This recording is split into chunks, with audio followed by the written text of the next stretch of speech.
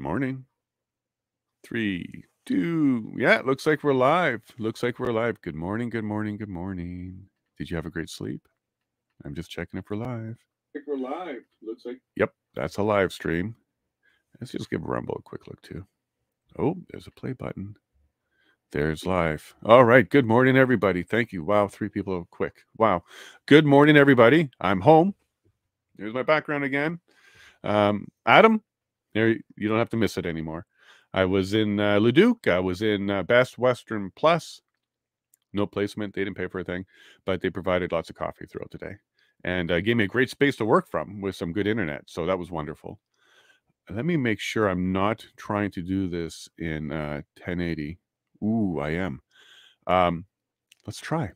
If I start to get issues with the video, I will switch back down to 720. But right now, Elon and company's got me. So let's keep it going. So good morning, everybody. We are now on day 14. It's a good number, by the way. I like the name number 14.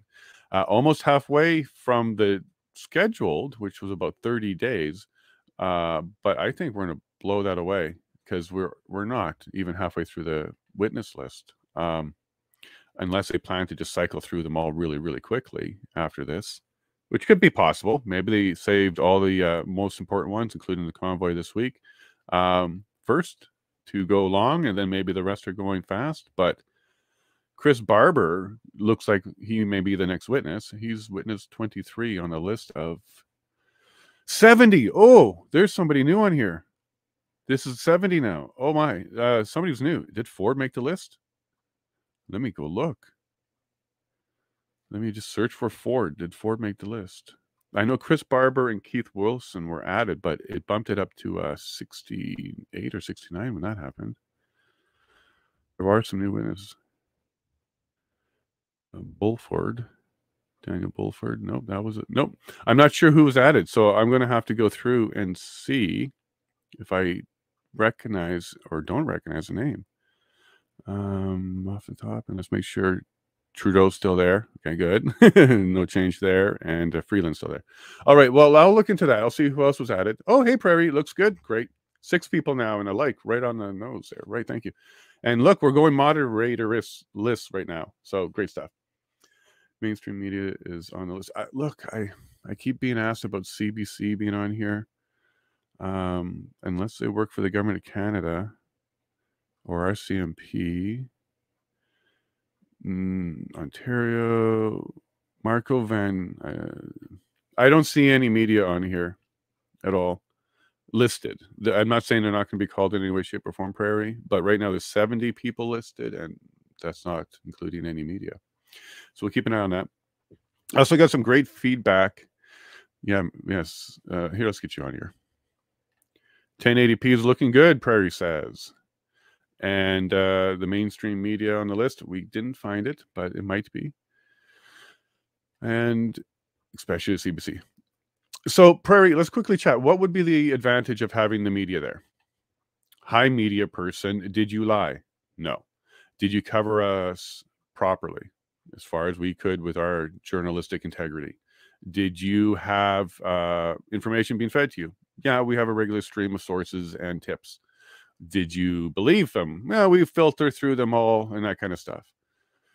So how does that add material to this event, this inquiry? I don't know, because they're not going to say, yeah, Justin told us to change the headline and we gave PMO their own edit button. And like, you're not going to hear that. Even if it was true, which I'm not speculating it is, but even if it was true, you wouldn't hear that. You would just hear a bunch of, polite ways of saying we did the best we could. So if you're interested in hearing the best they could, well, then, okay, maybe get them on there. But we got lots of witnesses to get through. It's going to take a lot of time. And I'm not sure if that adds material substance to it. But that's just my take on it. Maybe they show up and then some big news and things go really well for us. Good morning, all. Good morning, Denise. Nice to see you too. I'll save my announcement for a little bit later when a few more people are on, but I have an announcement for you all. So Chris Barber, there's a name we all know, right? And he was just added to the list. He wasn't on the list for, you know, the last weeks or months that the list was up. Same with Keith Wilson. He was just added. That's cool. I'm really cool about that. I'm really happy about that. I was, you know, wondering if Keith could be the lawyer and be a witness, because frankly, as his lawyer work was unraveling during the convoy, he also became a wonderful witness because he was in meetings and all that good stuff. Now, you might be wondering, can a lawyer become a witness? What about that, you know, privilege, solicitor privilege, client, lawyer privilege, all that privilege that we've heard about all the time? Can he be on there? If waived, yep, if waived, between him and his client, they're allowed to, you know, kind of make a list of things that they want to waive. You don't have to break off the entire relationship, but you can certainly waive, you know, portions of it. And I'm sure Keith was very, you know, upfront about that. He's going to make sure it's all good. And sure, I'm sure they waived it without even waiting for him to finish a sentence. Because, yeah, he was also a witness. He was a witness who was functioning as a lawyer, a liaison with the law, making sure everything stayed legal, provide lots of legal, I don't want to say advice, but he certainly offered a lot of legal information. Okay. You may not have told people what their right and what their opinion or what their advice would be, but in general, he was providing a service by being a legal voice. So at least we had that out there. We had a lot of great things out there. And that was one of them. So we get to hear from him as a witness. So I'm pretty excited about that. And then Chris Barber. If you don't know who he is, he doesn't work on hair. This guy is one of the main inspirations, leaders. Like, I don't like using the word leader, because what they did wasn't really leading in the traditional sense of the function, which would have been to set down strategy and plan and orchestrate and delegate, and, you know, all the functions that Peter Slowly was mediocre at. This is what a leader needs to do. And that really wasn't going on, other than, hey, we're headed this way, and hey, we're going through this route. Basically letting people know, more like an invite, where they're going and what they're doing. So yeah, Chris was one of the first, and we're going to hear from him first from the convoy, it looks like. Now, do be prepared. The list does jump around. The witness list does jump around. And I'll do my best to confirm the order and days for witnesses for this week. I'll go and ask a couple people, see if they know that answer, and then I'll try and do my best to let you know witness ABC will be on day XYZ, so that if that's, you know, the particular witness you're looking for, you can, you know, plan your day accordingly. And we can also try and let you know whether it will be a morning witness or an afternoon witness. We'll try and get that information for you so you can plan accordingly as well. Every little bit that we can do to the stream will help. And thank you to my commenters who gave the idea of putting the links to the evidence into my stream. It's going to be in the live chat as I catch the WPS 501156.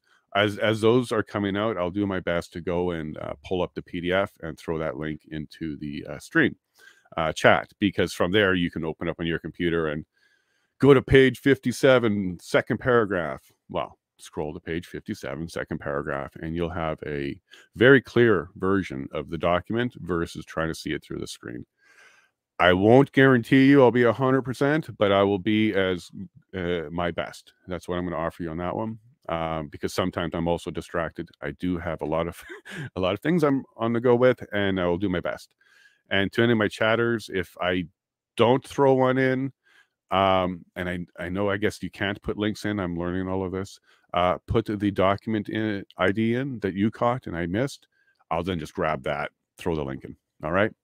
And if you're really technically inclined, you can kind of just figure out the link, because it's really just a document and ID number at the end of it. But I wouldn't expect you to have to generate manual links. We're going to do my best to get them into your chat window for you. So you just click them and away you go. You can follow along with the PDF. That doesn't work with videos. So any videos that they plan on showing, I haven't found them yet. Okay. Maybe I'm not digging deep enough yet. Actually, I think I know why. I think I just realized why. I filtered by PDF. So I'm going to go and redo my download stuff and go and see where those videos are, because at least one video played so far, and I want to make sure you'll also get links for that. So bear with me, because I definitely have the PDFs, and I'll look at trying to get the rest of them. Cool. So that's really the housekeeping. I'm starting to get used to the streaming stuff. There's certain things I should be doing at the beginning, and I'm trying to do that. I did put my YouTube to live chat, so go ahead, and I did pin the link to the evidence portion of the primary website for the Public Order Emergency Commission. So you yourself could just use that link and type in the ID number in the search box, and you'll basically do what I'm going to be doing for everybody, and you'll get the access to a PDF, and then you can go from there. But I'll be putting that link in there. But the link is at the top. It's pinned now. And we have a moderator. She's not here yet, but we do have a moderator now. So hopefully those chatbots can go find someone else to bother. They've been quite persistent, and they're getting more and more as this channel is growing. It's incredible to me that there's 17 of you here already. We're 10 minutes into the day, and all I've been doing is telling you about the housekeeping. So thank you all for being here. Yesterday was exciting. So it was Peter Slowly. We got through him. Took 2 days, and I guess we see why. He was a main character. He was a main person of the entire events, and I think he did. I'm digesting him. All right, so I had some live reaction to some of his parts where they were less exciting for me, because I like integrity and truth, and it really made me happy to watch the OPP and even the other OPS people talk, because for the most part, especially the OPP, it was just very easy to listen to and digest. Peter Slowly took more effort. But in hindsight, as I'm going through videos, doing stuff to make clips for you, I see a bit more desperation in him, and maybe less incompetence, maybe. I had a great chat with a live chatter. He decided to join me on my stream. Don't know his name, roughly know where they are located.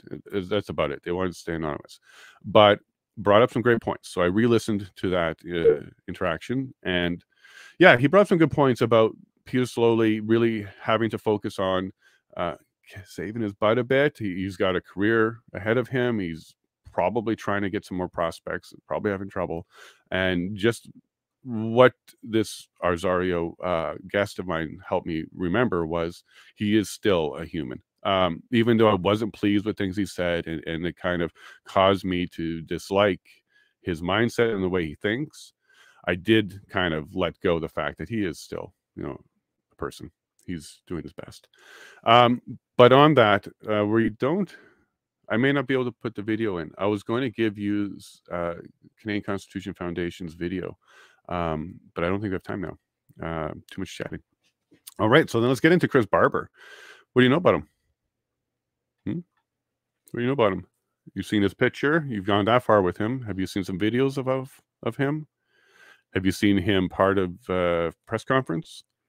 Have you seen him other places? Maybe you see him on Discord. Maybe you see him on some other site where you're sharing information with him. What do you know about Chris Barber? I know un petit, enough to know that he's a key member. He's a good person. He is a strong individual. He has good morals, and I understand that he is somebody that can be turned to without hesitation. So for those reasons and those reasons alone, I don't have to meet the man to respect the man. And I do. So one day, hopefully you can meet him, maybe interview him. But for now, that's what I know about him. Now, if any of you are more connected to him, know him a little bit deeper, followed every stitch of everything he's ever done, I'd like to hear from you. Let's go ahead and, talk a bit about Chris. Real-time fact check. So he'll be saying things, but we will also hear the other side say things and try and put words in his mouth. So while that's happening, maybe we can kind of real-time fact check some stuff. I won't talk over, but I certainly will throw things in the chat. So, for example, if Government of Canada comes up and says, we found tweet that had this word in it, and because they liked a tweet that you once did when you were 14 and the neighbor's kid's father decided to speak about, we now associate it all to him. If they do something like that, I'll dig it up. I'll see what I can find. Is there a tweet? What does it say? That's what I mean by doing some real-time stuff here. LinkedIn, for some reason, LinkedIn may be offline. I just got a notice there. But to the LinkedIn viewer, my regular viewer, come over to YouTube. Happy to have you.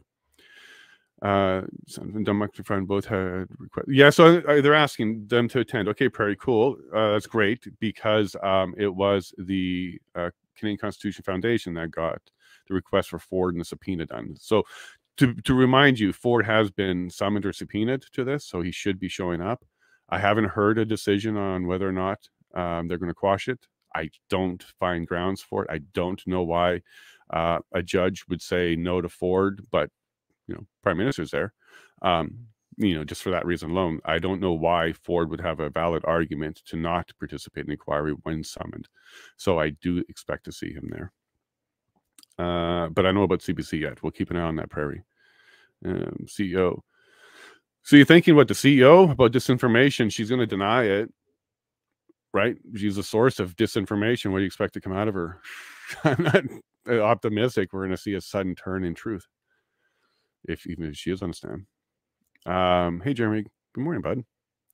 Good morning. Been watching the inquiry since the beginning through various channels. Randomly found yours yesterday and liked the coverage, so I'm back for more. Jeremy, thank you and welcome. If you ever want to get on the stream, hit me up. Keep participating in the chat. We're certainly looking for truth, and as we do that, we're finding that we're unloading a lot of people that were for Convoy. It seems to be like that is the general consensus amongst that group, and they're here. I'm not specifically targeting anybody, but organically, good people are grouping. It sounds familiar. Good people. You can pause the vid and comment, then start again. What does that mean? Oh, you want me to stop and pause the video live stream? No, I don't want to do that. Simply because I'll be using this in the future too, in case it's ever taken offline. This is my permanent record of this, in case there is no other record. So just for my future frustration avoidance with looking at these videos again, and also for people that are going to be watching them in the future, maybe for, they want to see the entire thing, start to finish, binge watch it. I don't know if that's going to be successful. So I'm going to continue to just be quiet. I'll comment and I'll make notes during the actual inquiry testimony, so it's a clean record. But you will see my comments real time, so I will put them on a screen like we're doing now.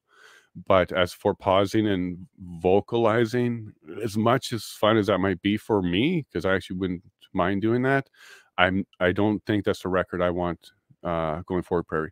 But I do have my commentary videos. They're getting long. They're about 3 to 4 hours a day. So I don't know if people really need more of me. To be frank, that's a lot. I'm keeping an eye on it. Thank you, Prairie. Thank you. Yeah, let me know if anything changes. There is another witness. I don't know who is new on that list, because we bumped it up to 70 now.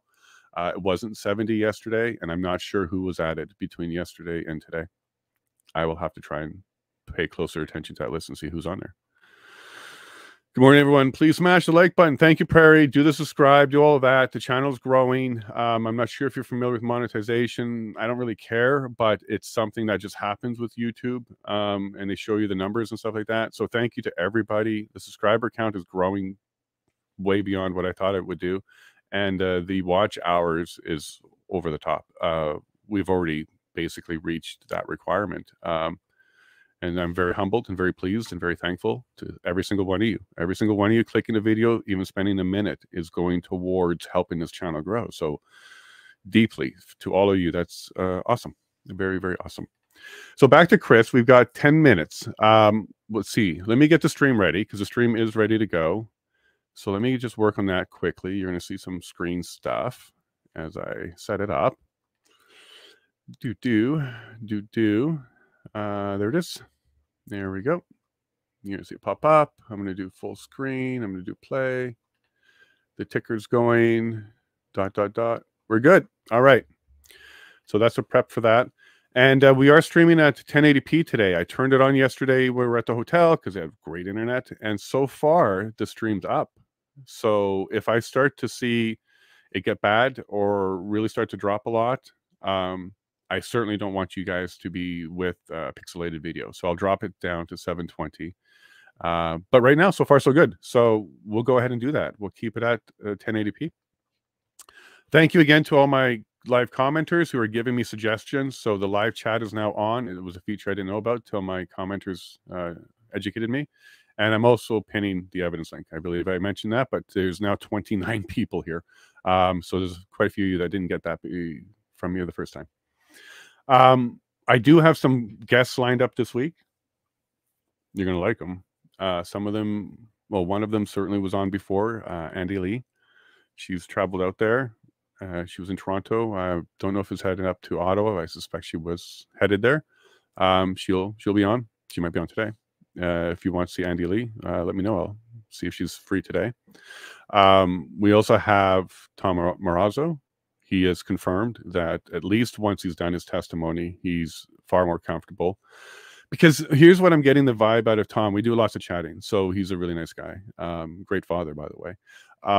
And what we were chatting about made me realize he wants to just freely talk. He doesn't want to try and find ways to be careful, tiptoe.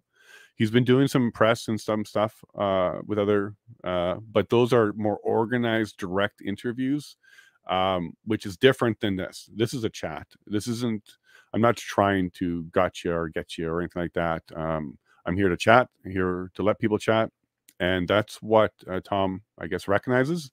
Therefore, he is not censoring, but he's going to stay away until he's done his testimony. Because then after that point, we're going to hear like an hour straight of him just telling us everything. And I believe that's what you want, because that's what I want. I definitely want to hear straight from his mouth as much as I can. Because again, this is a record going forward. I consider all of this stuff data, information, and it's all going to contribute to future investigations, sleuthing, other work done by anybody that wants to. I'm in it. There's a little team growing around here. And I just saw my first indication that the video is not going to be stable. So give me a sec before we go to the inquiry. I'm going to drop it down to 720. So I don't give you a bad experience. Just give me a sec. See if I can do this live. 720. Oh, there we go. And there we go. So I just flashed, but this is me in 720. Are you a little disappointed or not? All right. So we're now 8 minutes away. Any more comments? Anybody know Chris Barber? Is anything you like about him? Anything you dislike about him? Remember, we're about all truth. So even if there's a wart or two, it's best to go through them, because if we do that, then it's out of the way. And in my training for legal, this is something we were taught that was a good strategy when working with witnesses. If there is an elephant in the room, or there is something that is kind of unavoidable and it's not necessarily the most flattering thing, take it head on. Address it right away yourself. Don't leave it for the other side to drag it out. Address it head on. So if there is good and bad, and I suspect when we get to Pat King, I'll hear a whole bunch. But if there's some good and bad, let's talk about it. Hey, Jeremy. I was not the convoy proper, but I drove out from Alberta. Hey, you in Alberta? Me too. With a couple other freedom fighters when we saw the police action on the weekend from February 18th to 20th. Oh, wow. So you were there for the sweep up, the cleanup, the boots on the ground. Oh, my. Jeremy, that sucks. Well, it sucks that part happened, not to the part that you went there. Okay, sorry. It's still fresh. It's within the first year. It's kind of sucks. But you being there, that was pretty cool. Did you go there just to follow the convoy, or did you go there because you had other business and you're going to be there anyways? Interesting to see there.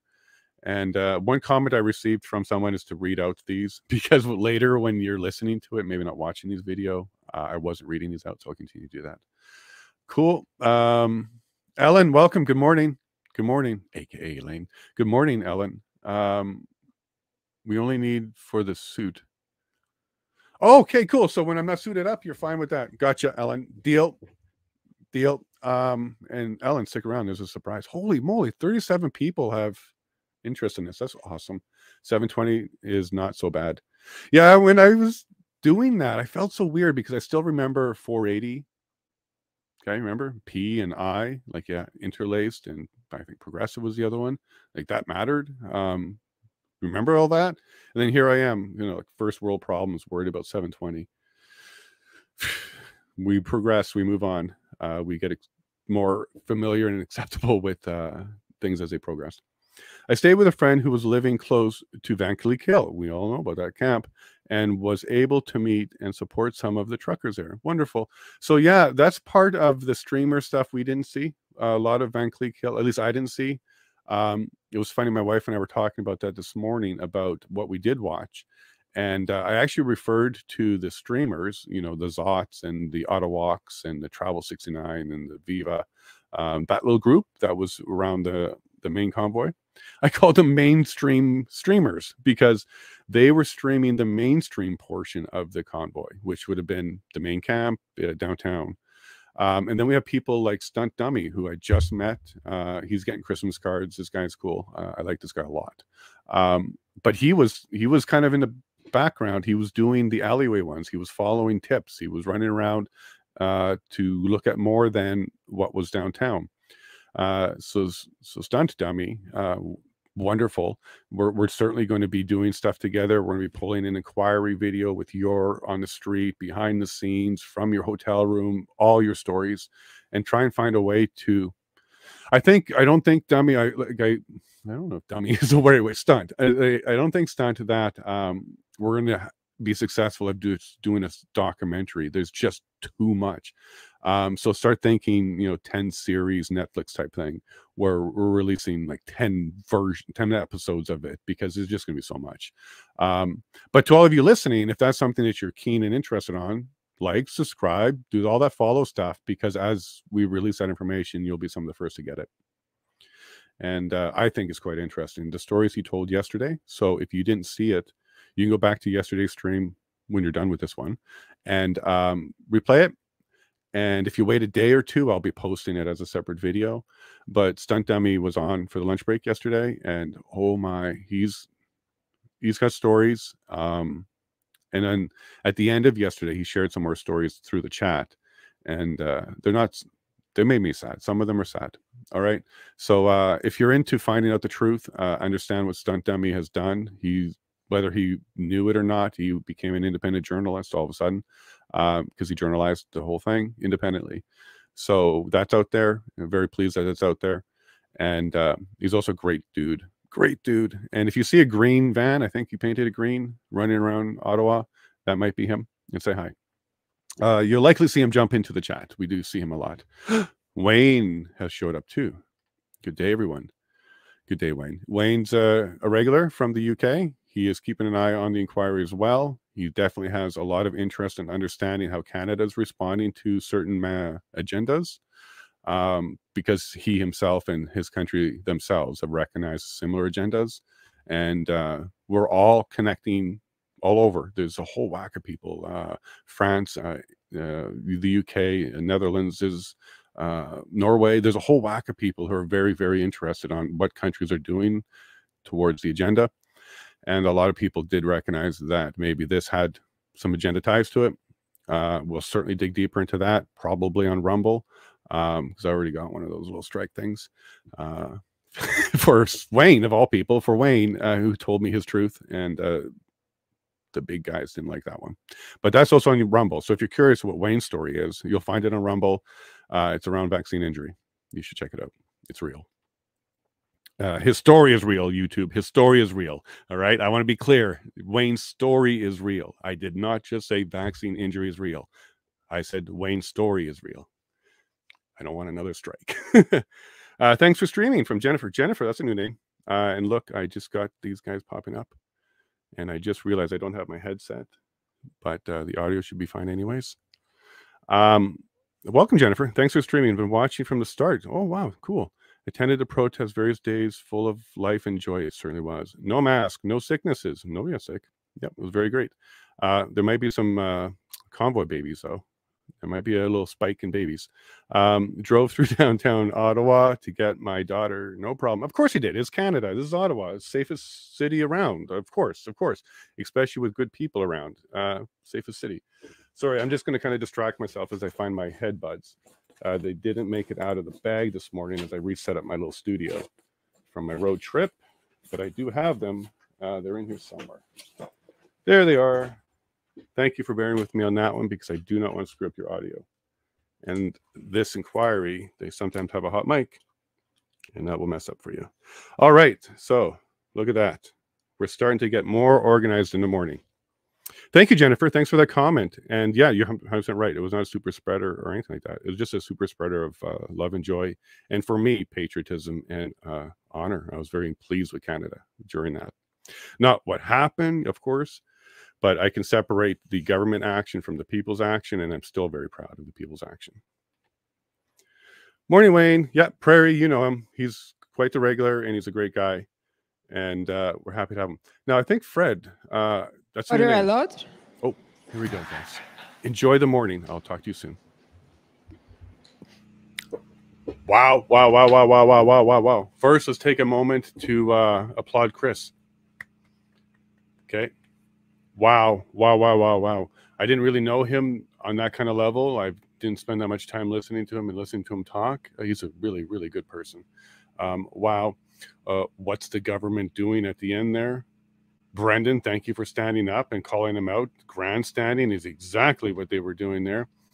An inquiry must have some more lax rules around evidence, because you can't throw basically everything the government did in that particular questioning. You can't do any of that. You can't put evidence in front of a witness who didn't create it or has no knowledge of it. All the lawyers listening know that's 100% true. You have to authenticate the document. You can't even prove the document's real without the original author. So there's a document there that they didn't even know who made it. You can't put that in. So clearly this is not following the rules of evidence, because those completely violated. So I guess the question here is kind of what evidence are we going to be getting and expecting? It seems a mismatch of everything. Just so my chat knows, I have been looking for the documents, the videos, the documents, even that email that we just saw. It's not currently in the database. So we'll have to wait and keep looking for those. It's not currently in the database. There's a whole whack of stuff. Basically all the OPP and OPS stuff that we were following was available. These were not, including the video of Chris. So maybe they'll be uploaded later. But oh, wow, that was incredible. I'm very pleased and proud to be a Canadian right now, listening to Chris. I'm embarrassed and ashamed to be a Canadian citizen when I hear my government talk that way. That's incredible. And yeah, I did get another strike, but I did an appeal. We'll see what happens with that. Sorry for the chat. There's way too much here for me to keep up on. So not all messages are going to be making it up anymore. So that's a good thing. Good problems. And apologies, my microphone was not muted, but you got some of my real reaction to some of the stuff that was happening there, because wow, I can't believe they're going there for WEF.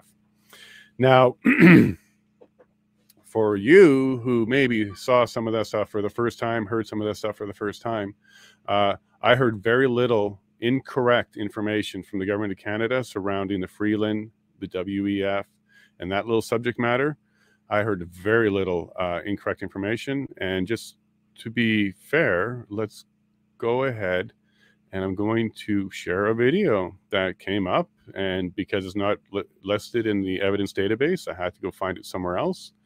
But let me go ahead and play it for you, because this video made an appearance in the testimony from the government of Canada. So we all should, I think, at least hear it. What we are very proud of now, the young generation, like Prime Minister Trudeau, President of Argentina, and so on, is that we penetrate the cabinets.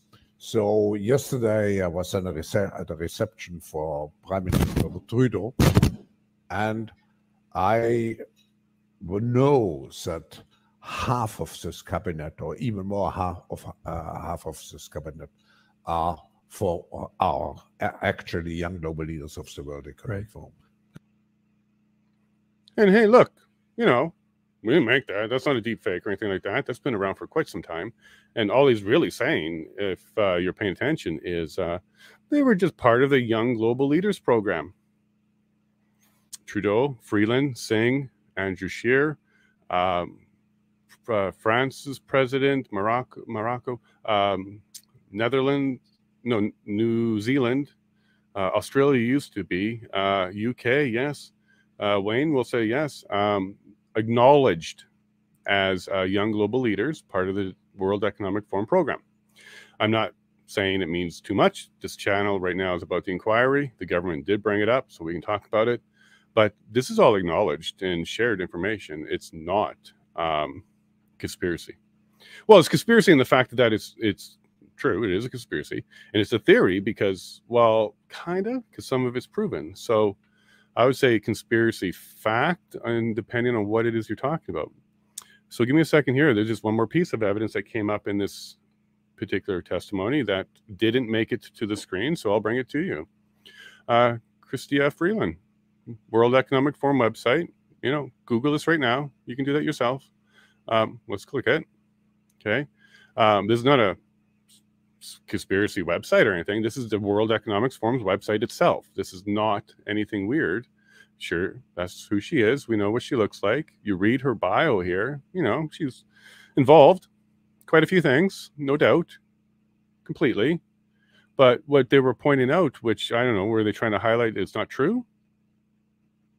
She's a member of the forum's board of trustees. So that little message that they're putting out there as some sort of conspiracy flame fanning tool, this is all correct. There's nothing incorrect about that.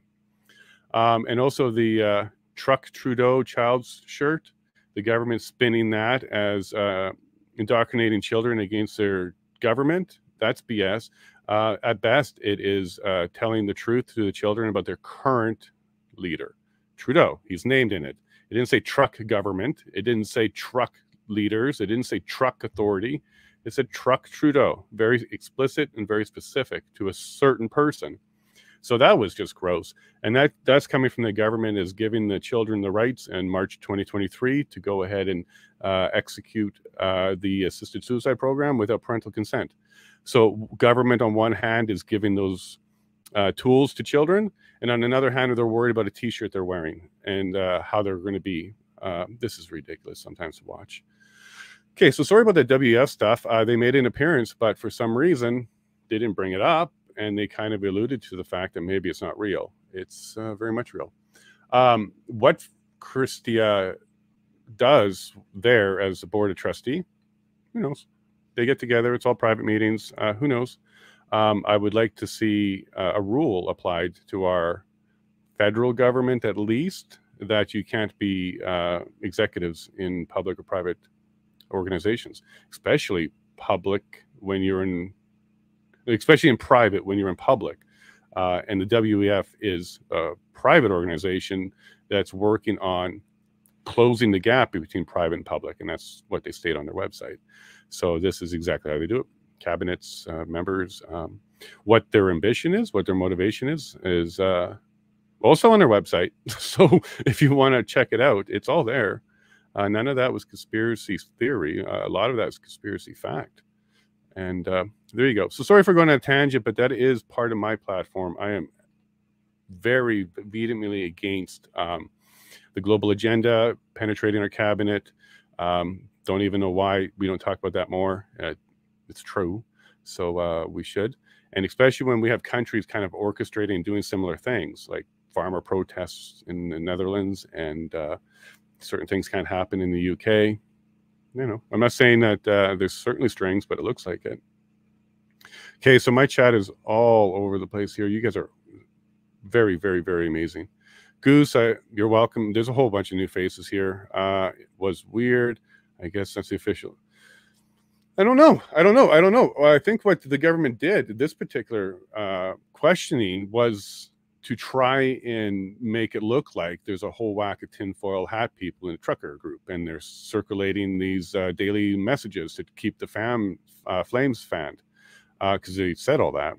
But what I find odd is, well, this is the most truthful information we've heard from the government of Canada yet, and they're trying to pass that off as something negative or wrong. And then at the same time, they're bringing in fake, not true information, an email about somebody doing a bullet, Pat King talking about doing that, talking to this witness about that. I think they're way beyond floundering. I think they're way beyond grasping at straws here. We chat about that in here. I think the government is really, really failing here. And one question I posed to the chat was, the government of Canada has interrogation and interview powers. Like, genuinely, they can go and talk to somebody, and if they're resistant, they can subpoena or summon. They could, if it's related to a criminal investigation, they basically obligated to sit down. They don't have to say anything. They can get a lawyer, but there's ways to sit and talk. Certainly sound to me like this was the first time the government of Canada ever spoke to Chris. Ever spoke to Chris. Not just about the mandates and any of the mandates. I mean about an investigation into his doings with the convoy. I'm not even talking about what the grand picture was for the convoy. I'm talking about specifically, Chris, what was your interaction and your obligations, and what did you do? Because if they did do that, there's no way they're using that, if they're being legit and proper, as some sort of foundation of anything other than the truth. And this is where the OPP's reporting was. It was bang on to what we're hearing from Chris here. And again, applaud. Like, I'm not seeing anything here, and I'm biased because I was paying attention to the streams and stuff at the time, so I really do know a lot more of the truth than the average Canadian. All of you here, you also know it, but it's not what the government was saying at all. It's incredible. Sorry, there's so many new people. I'm trying to get a comment or two from everybody here, so let me just look here. Oh my, you guys are awesome. What does she do? Fill her pockets. What does she do for Ellen? So what are you talking about? Some random. Yeah, no kidding. Yeah, Ellen, that's ridiculous. That would have been thrown out immediately in court. You can't bring evidence like that in. That's what you call a wrong side of microphone narrative testimony. And I guarantee you, if anything, that was put there for Gilmore. Rachel, she's going to do some tweets and writing about what the government had to say there. Because that is what the narrative on the media side is doing a lot of. They're taking lawyer side, so the wrong side of the microphone, and using that as testimony that came out during the inquiry, and then put it into an article and say, look what happened. And yeah, you heard what the government was saying there. So Diagolon came up. Holy moly. Jeremy McKenzie, that's the first time they named him. So that's the first time they named him. They named Diagolon twice before, but it's the first time I heard his name on there. And yep, they're going there. They're absolutely going there. Day one with the convoy witnesses, first time government is up, they mentioned it. So they're definitely boogeymanning him and trying to do that. And how are you all with the legal requirements of liability? Right? Like the legal requirements of liability. You are not liable for someone else's actions. Full stop. There is zero laws that make you responsible for someone else's actions unless you are a co-conspirator or assailant with them. If you're not, there's zero laws that make you responsible for someone else's actions. There are zero laws that make you responsible for someone else's thoughts or expression of opinion. Like, my goodness, like, come on. Like, why is it that this is a constant theme? And we're seeing this all the time. What about our side? You know, we don't agree with what you said. So like Trudeau said some really nasty things. So does that mean every single MP, every single federal employee, every single person who ever took a federal paycheck, plans to take a federal paycheck, possibly wants to take a federal paycheck, are now all painted with the exact same brush that Trudeau did because he's the leader? Like, even in that scenario, you can say to the government, look, he's the recognized leader. He is the voted leader. There's no question he's a leader. And he's spilling this stuff out. So that means he must represent every single person he leads, right? I bet you there's a whole whack of liberals that will say, no, I wouldn't call Canadians those names when they're not. And no, that doesn't represent my belief. Joel Lightbound, I'm looking at you, bud. You came out and said stuff like that. So the government themselves has a leader spilling garbage, and now we're supposed to just assume that it's just Justin and he's correct. But when, you know, Pat King makes a comment or two that under a heated moment and quite frustration, all of a sudden every single person that ever headed east on a certain highway with 18 wheels is suddenly all associated with that. You guys are driving me crazy here. in my government. I'm so embarrassed. I want to see a whole whack of us get in there and do some independent stuff. Absolutely. Pink slips for the government. Toot toot, honk, honk honk. That is exactly correct. And you can absolutely say that about your government. You can say, I believe they should all be fired. Why? Because that's not a call for violence in any way, shape, or form. That's a call for a process to complete. We don't have the power to directly fire, so it would have to be through no confidence or some other mechanism. And that's exactly what that statement would imply and mean. So why? I can understand why they're afraid of it, because, yeah, you know, probably justified to fire them. But I got them in my ear, so I'm going to keep an eye on here. But there's nothing wrong with saying that. I'm going to say it right now. Pink slips for all wrongdoers in the government. You absolutely should have them. If the voters don't vote you out in the next election, and I do get in there, I'm absolutely looking at ways to get you out if you did wrongdoing.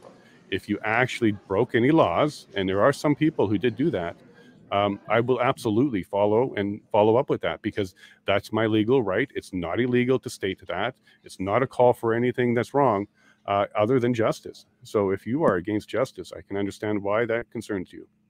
Sorry, I'm pretty frustrated because that whole WEF portion and the way they're trying to paint Chris and using Pat and some anonymous sources and some flyers, all as negative things, kind of, you know, got my blood up there.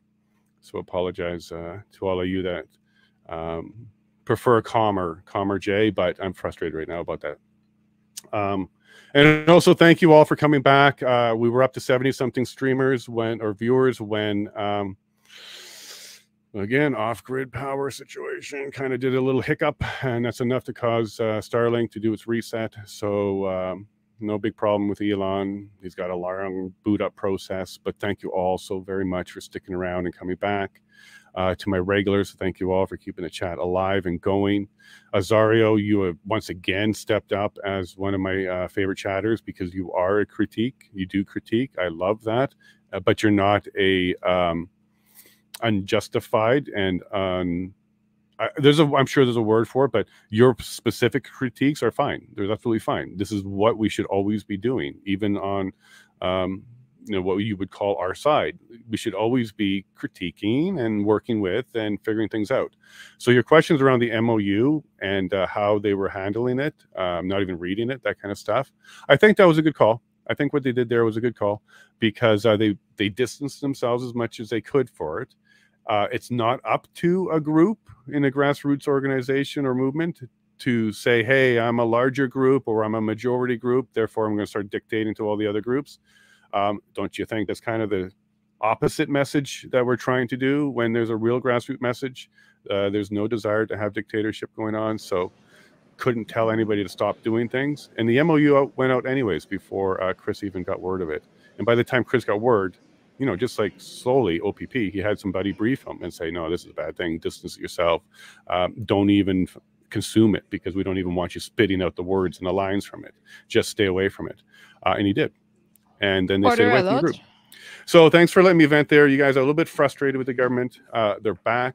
We're now on to a new questioner. And go, Chris. Vilken vinter kommer så bra. Bonjour, mon amis, mes amis. Comment ça va, everybody? Lots of French jumping around in my chat today. And hello to the 90 viewers right now. Combine that with Rumble, and we're well over 100 right now. I know how that happened, so thank you all very much for your support, spreading the links, sharing, and enjoying yourself here, and enjoying the chat too. It's been wonderful. I feel very happy as a Canadian right now. I feel emotional. Some of that was emotional for me, trying to remember some of it, and then hearing about his daughter and his son and the arrest and other parts. Thank you, Chris. Not this Chris on the screen here, the Chris, the witness. And then we'll thank you to Chris this way. But Chris Barber, thank you. Clearly you did a whole whack of hard work for Canada. It shows. Even at the end, the commissioner was kind of looking to you to be the person to provide the information on the interactions with people, fire lanes, other things, because he recognized that you were certainly assisting on all those fronts. So Chris, no, thank you. Canada loves you. You did nothing but great things for us. Barbara was a great witness. Absolutely, Barbara. Barber. Too many B's for me. But yeah, absolutely. It was a great witness. This is what it sounds like, folks. And also when we had the victim impacts portion, that's what a true victim impact statement sounds like. Because you can relate, you can understand. On day one, when we saw the two residents give their victim impact statements, I didn't connect. I didn't relate, other than the audible issues while walking around the city. She has slightly deaf or legally deaf. That one I connected to for sure, because it would have been difficult for anybody. But that's also true on Canada Day. Every single event downtown would do that. But I did empathize on that one. 1 second, Chris, just about to get with you. Oh, no problem, Liberty. Welcome. And folks, sorry I failed you this time. I have not been able to keep up with all the people's names. There's just so many. So thank you all very much. I turned on that live chat, so all you are coming through. So cool. Goose, did I miss something? Depends when you started. But lots of good stuff. Chris, welcome. Erickson. K Erickson V2 on Twitter, all over the place. Is also on Getter. As well, folks, I'm also on Getter, Gab, all the platforms. So if you're not on Twitter, don't worry. Come find me everywhere else. Chris, welcome. And do you have a microphone today? Can you hear me better? Oh, now we can get in personal. So frustrating watching it back. Just it sounds like Peanuts teachers at times. It's just not fair to your audience. So I think it's better today. Thank you. We didn't have to go all the way to Give Send Go to raise the money. So thank you for doing that. Getting yourself all set up. Really appreciate it. I was getting lots of comments that your content was stellar, hard to hear. So I'm glad that we've worked that out. So it was coherent, at least when you could hear it, right? Yeah, for sure. And it froze. I don't know what this means. Brent, it froze. We'll get back to it. I think I'm live and talking, so we should be good. Yeah, so welcome. So I just want to let a lot of people here who's new kind of know what we're doing here. This is the lunch break, and we don't want to just give you a public hearings will resume shortly screen. So I reach out to a whole bunch of people that want to talk on Twitter and Getter and other stuff. Chris is a regular. He's definitely popping up a lot. Wayne is another regular. I think you see him in the chat. And we also have guests that we bring from time to time. Donald Best, Andy Lee. There's been others. Stunt Dummy was a recent one. It's a fantastic hour. So that was yesterday. So go check that out. And Joe. And Joe. Yeah, Joe Rampert. And he's in the chat too.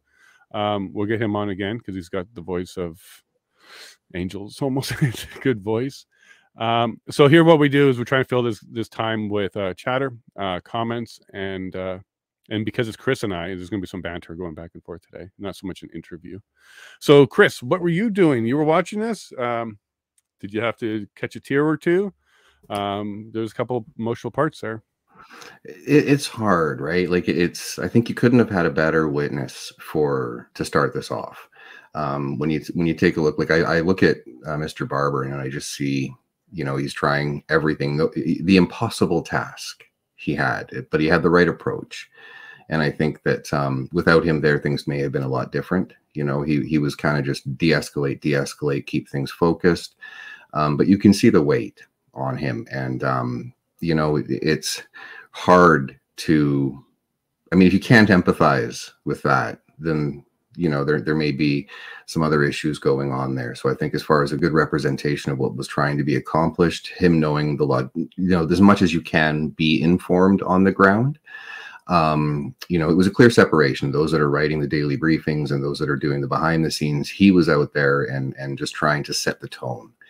But to see that, to hear about his kids and other things, it's good because we need more of this. We need more humanization. We've been dehumanized for so long that any type of content that can get out there that, no, this is who the person is.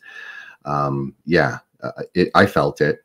I didn't cry, but at the same time, it's, you try and put yourself in their shoes, and I can't even, you can get almost there, but you can never fully understand, right? Yeah, and we've heard lots of testimony around people who were impacted, victimized in some way, shape, or form, but they were all faceless and distant and hearsay and third party and through the grapevine. We didn't hear directly impacted other than the first two witnesses at the beginning. which is fine. The witness statement is impacting enough. But what I'm talking about is we've heard lots of testimony about others being impacted. And this is kind of the first time that we're putting faces and we can kind of image it in our head. Clarinet, mask, trouble, vax, son doesn't want it, watching dad to be arrested. We can all connect with those kind of third-party impact statements. And they did hit me. I won't admit to getting some dust in my eyes or anything like that. But nothing wrong with that. It certainly hit me. It hit me. I was feeling it completely. Oh, and you may have to remove a block. We love Barbara. So I don't know what Barbara did to get your attention one day there, Chris, but go ahead and deal with that. She's wonderful.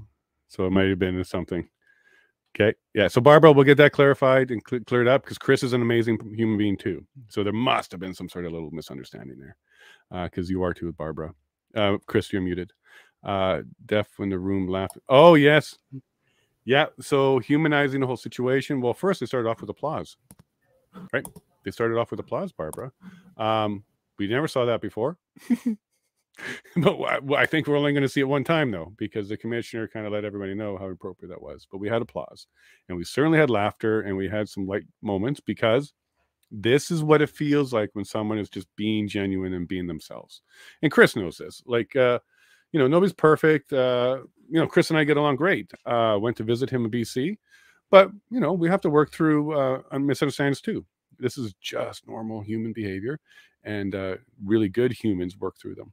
So yeah, Chris, you've seen lots of the testimony, and now you've seen multiple witnesses. I don't want you to rate them. We might do that another day. But when it comes to genuine testimony, where's this one feeling for you compared to, let's say, slowly what we had for the last 2 days?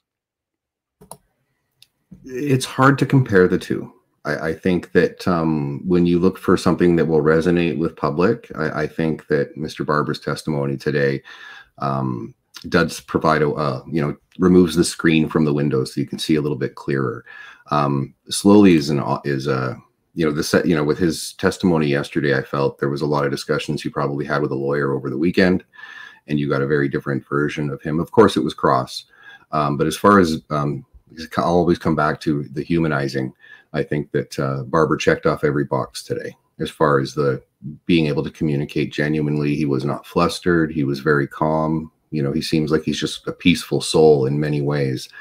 So I think it resonated. I would put him at the top, but it's kind of expected, right? Because we're doing the convoy this week. As far as impact, I think that what he said at the end towards having the commissioner ask him the question as far as the clarity towards where there was blockages of roads and other things. Again, on a technical side, I think that serves the narrative of truth as well too. But the humanity, I saw a lot of people uncomfortable last week. He didn't look uncomfortable today. No. He was very comfortable, very relaxed, and talking about vacationing while he's there. So this is not a man who's worried about a darn thing, and nor should he. I think the most telling portion, the most important portion that we saw here, because we actually saw him go through exam and cross all in one half morning, or just a morning. But the most telling part for me was no questions from OPS or OPP. They skipped. They had no questions. They had nothing to ask. Not a single question. OPS? Not a single question from this witness? Really? You don't have anything you want to pull out to hold up your narrative that you guys were under siege? Nothing? I understand the OPP because the OPP were completely connected and they understand every single thing. They even know his blood type. They know everything about this guy. So I can see why they had no questions. But OPS? OPS has to establish that they were under siege of some sort. And they had a witness there that could have established part of the narrative. But did they not do that because they were just tired of going up and talking? Or did they not have anything to get out of him? What do you think, Chris? Well, I'm wondering too, because that I think the thing we need to know now is who made the decision to renege on the deal as far as the movement goes. The one on Tuesday for the city? Yeah, the one where they're moving the trucks. That was PPS. We got that answer. So Parliamentary Protective Services shut down the Wellington truck moves. Okay, because that's where they started going down that road, and I think that, you know, with dealing with the PLTs and the OPS in that period of time, I think is they don't really want to get into those details, because it highlights when you're in negotiations, you can't become bringing a hammer out of nowhere and catch everybody off guard for, you know. And we've heard Keith Wilson even say that, you know, they all of a sudden it was over. So digging into that as I'm thinking, but even in that scenario, you have Barber. I don't know how he can harm it, because he already answered those questions. I think that's really what it was. It was the city asked questions. OPS probably had the same. It looked like they had the same questions, so they move on. You know, no, the city and the OPS are not on the same page on some of the narrative here.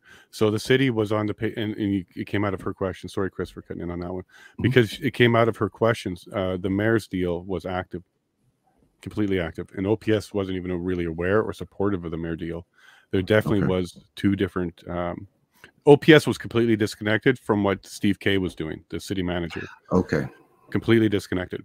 And then Steve K found out February 14th, the morning of, that PPS said no more trucks. Wellington, we're putting that an end. And then later that day was EA.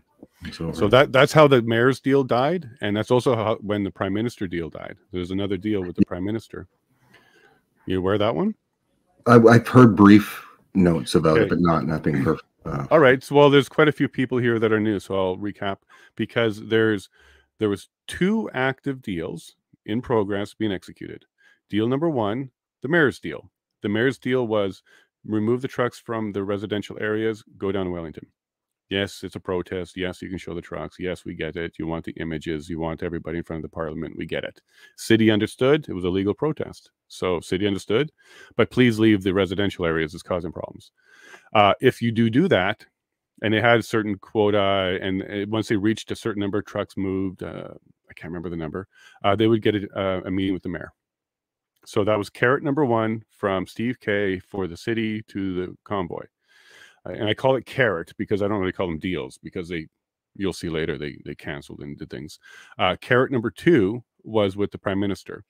The two terms on that one was denounce the activities, unlawful activities. So they had to go on TV and say, we denounce all of these illegal activities or unlawful activities, which would have been easy for them to do because they never did condone any of that. So it's pretty easy to say, yeah, I believe air should be free. It's pretty easy to make a statement that is really honest, right? But the second term was to leave. So in order to get a deal or a meeting with the prime minister or the Cedar cabinet, but I believe it was with the prime minister, and this was all negotiated through the proper channels, and everybody was working on it properly, to see the prime minister denounce the unlawfulness and leave. There was also a third plan. I'm not going to call it a deal because it didn't have a second side to it. It didn't need a second side. It was a plan. And that's what I call the Convoy Farmers Field plan. So Van Cleek Hill, Armroar, I think that came up today, Armroar, which is southwest of Ottawa. But Van Cleek Hill definitely had a place where they were going to go move all the trucks, leave some behind, because they have the city deal going where they're allowed to have the optics in front of the parliament, but nowhere else. Move all the trucks to Farmers Field, and then bus the protesters in Daly and do that. Like an overflow loading area. Sure, yeah. They had a limited number of space with the city on Wellington. Everybody else was moving, but the people would come in, so you can protest. And then we had a fourth plan, and this was what we'll call the OPP peaceful proposal, because it wasn't a plan yet. It was a proposal, which means no buy-in just yet. But this particular plan was kind of like a combination of all of them, but it was negotiated through the PLTs, and there was a lot of work being done through the OPP PLT unit to orchestrate this. They got buy-in from OPS, City, RCMP, no PPS, but RCMP, and of course OPP on this plan. And this is the plan that got moved up to the cabinet meeting to be presented. And if you watch that one video clip I got where Brendan says, did you know at 3:30 the meeting was at the cabinet? And Mr. Baudou says, no. He goes, well, it was. And your plan was presented, and they invoked the Emergency Act. Closes laptop, walks away. Because that witness, that was the first time they ever found out two things. One, their plan proposal made it to the prime minister. and 2, he declined to use it.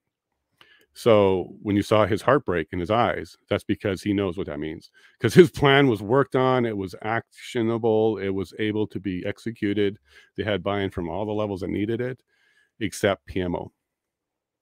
So what do you think about that? Now that you know about the 2 active plans, city, PM, you have the one-sided plan where they're moving everybody out, and then you had the proposal. What do you think about using the EA and whether or not they had tools to deal with this? Well, I think that's what it all comes down to. They didn't have any justification for it. I mean, I'm surprised that you have, I mean, I can see some chaos coming out of having 4 different plans, obviously, and if you have different people talking to different people, but the point is you're talking. Right. And so bringing everyone together, even if you have all that chaos, you will have overlaps in dialogue where opportunities can come up to say, hey, we're in dialogue, you know, so to keep that scrum that you would like to think is happening as far as let's make sure things stay peaceful, let's find a resolution to this. But for it to make it up to the cabinet, you know, the guy sitting there, you could say heartbroken. In that moment, he's thinking, yeah, all that work was moot. I think it's more than that. I think he realized he got lied to, or his government did something wrong.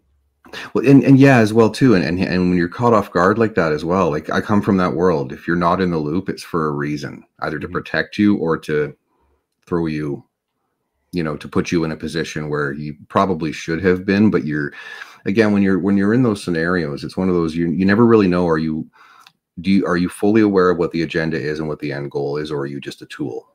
Are you a cog to move that path forward? Even just to show diligence on some cases. But if the government, I think from the very beginning, when we saw yesterday with the information that came out, as early as in January, when the 3 days out from when the convoy arrived, you had Mendocino with the media and other people just making comments about how they were going to frame the convoy. It was always to me, it looked like they were just waiting for that one moment to be able to deploy it. And usually I've seen some other people say, you know, if you wanted violence, why didn't you just send people in?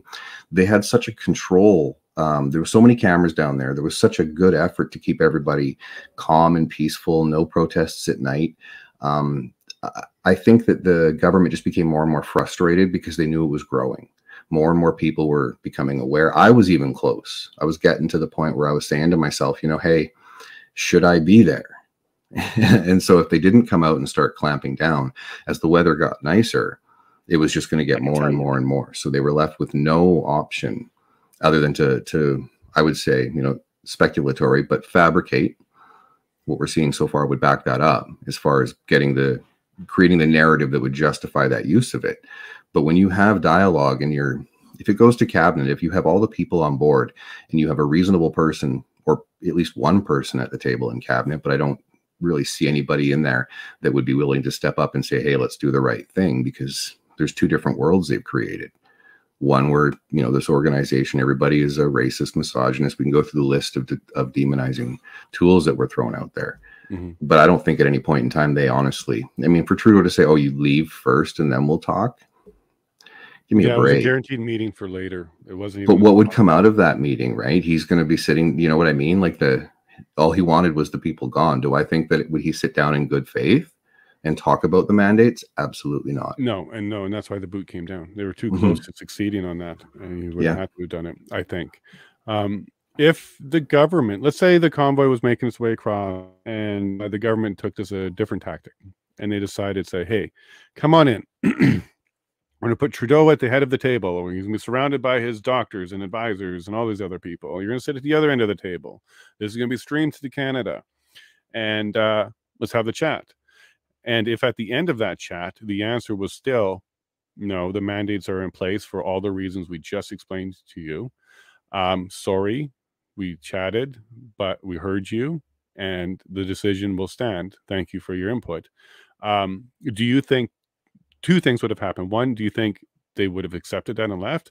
And also, do you think Canada would have been a lot more understanding of the entire situation had they done that? That's the big question, really, because there was no, I always look at behavior based on patterns, right? It's the only way you can kind of get an idea of what people are going to do in the future. And Trudeau has been so vicious in his narrative against people that to even give him the benefit of the doubt on the dialogue, I would want to have certain metrics set up to make sure that, you know, even it should be public, right? Like, so that you can have that dialogue get out there, because that's been our biggest problem, right? Is breaking through the media shield. We can't get it, you know, apparently if it doesn't appear on CBC or CTV, it's not real. Well, to a certain portion, yeah, that's still true though. Yeah, and so in this scenario, it would have been perfect for him, because again, it's a delay tactic. You know, his goal was to get everybody out of there to make it go away, and then you get back into the, you know, that's a Machiavellian play too, right? You give us something first. Let's have, you know, good faith gesture to be able to say, okay, let's take a look at this. But we found out months down the road that those mandates that everyone was protesting were not based in science. It was all politics. So whatever science. Well, we'll be careful about that. We don't want to get shut off here, but that's certainly all the information that's coming out now is leaning in that direction. It would suggest. Yeah, I would say it's tough to say definitive either way. Okay, let's just keep it as a hodgepodge of crap information that's not easy to understand and clarify for everybody. I think that's a fair statement to leave that one at. He was already on the offense before the truck even rolled into Ontario. He was already shutting it down and doing the name calling. So, look, we just watched the government of Canada. Sorry about the screen, guys. I do intend to play that video in a sec. The government of Canada came out and asked a bunch of questions, about 20 minutes worth of questions. And about half of them would have been very relevant and important types of questions of them to ask Chris at the time. Like, why didn't you just go? You don't have to give him Trudeau.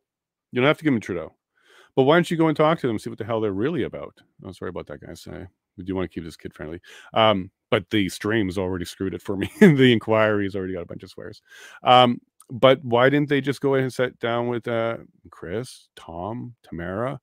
It could be private, behind closed doors, and just say, hey, look, why are you really here? Are you here to come give us all pink slips like that other guy said? Or are you here to actually protest peacefully? Because if so, here are the limits that we would like to see them maintained.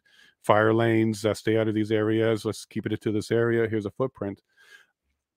Why wouldn't you just do that? We just heard them do the questions today, the exact questions that they would have needed to do back then to understand where they're coming from, like quite literally where they're coming from. They waited, what are we, 9 months since then? Yeah, we're in like 9 months too late there, Canada, on those questions. Going forward, is this going to be a recommendation? We've talked about a lot of recommendations that we didn't like that might be coming, you know, central this, central that. But this might be a recommendation that might come out where the government has now recommended that on any protest, anybody that clicks a link on your website that says, I'm a protester and I want to communicate with you, anybody that clicks that can fill in the form. Someone will read it. Someone will get back to you. Do you think, you know, going forward, maybe this is some of the recommendations we can kind of look for on how going forward that dialogue, regardless of your cause, will be opened?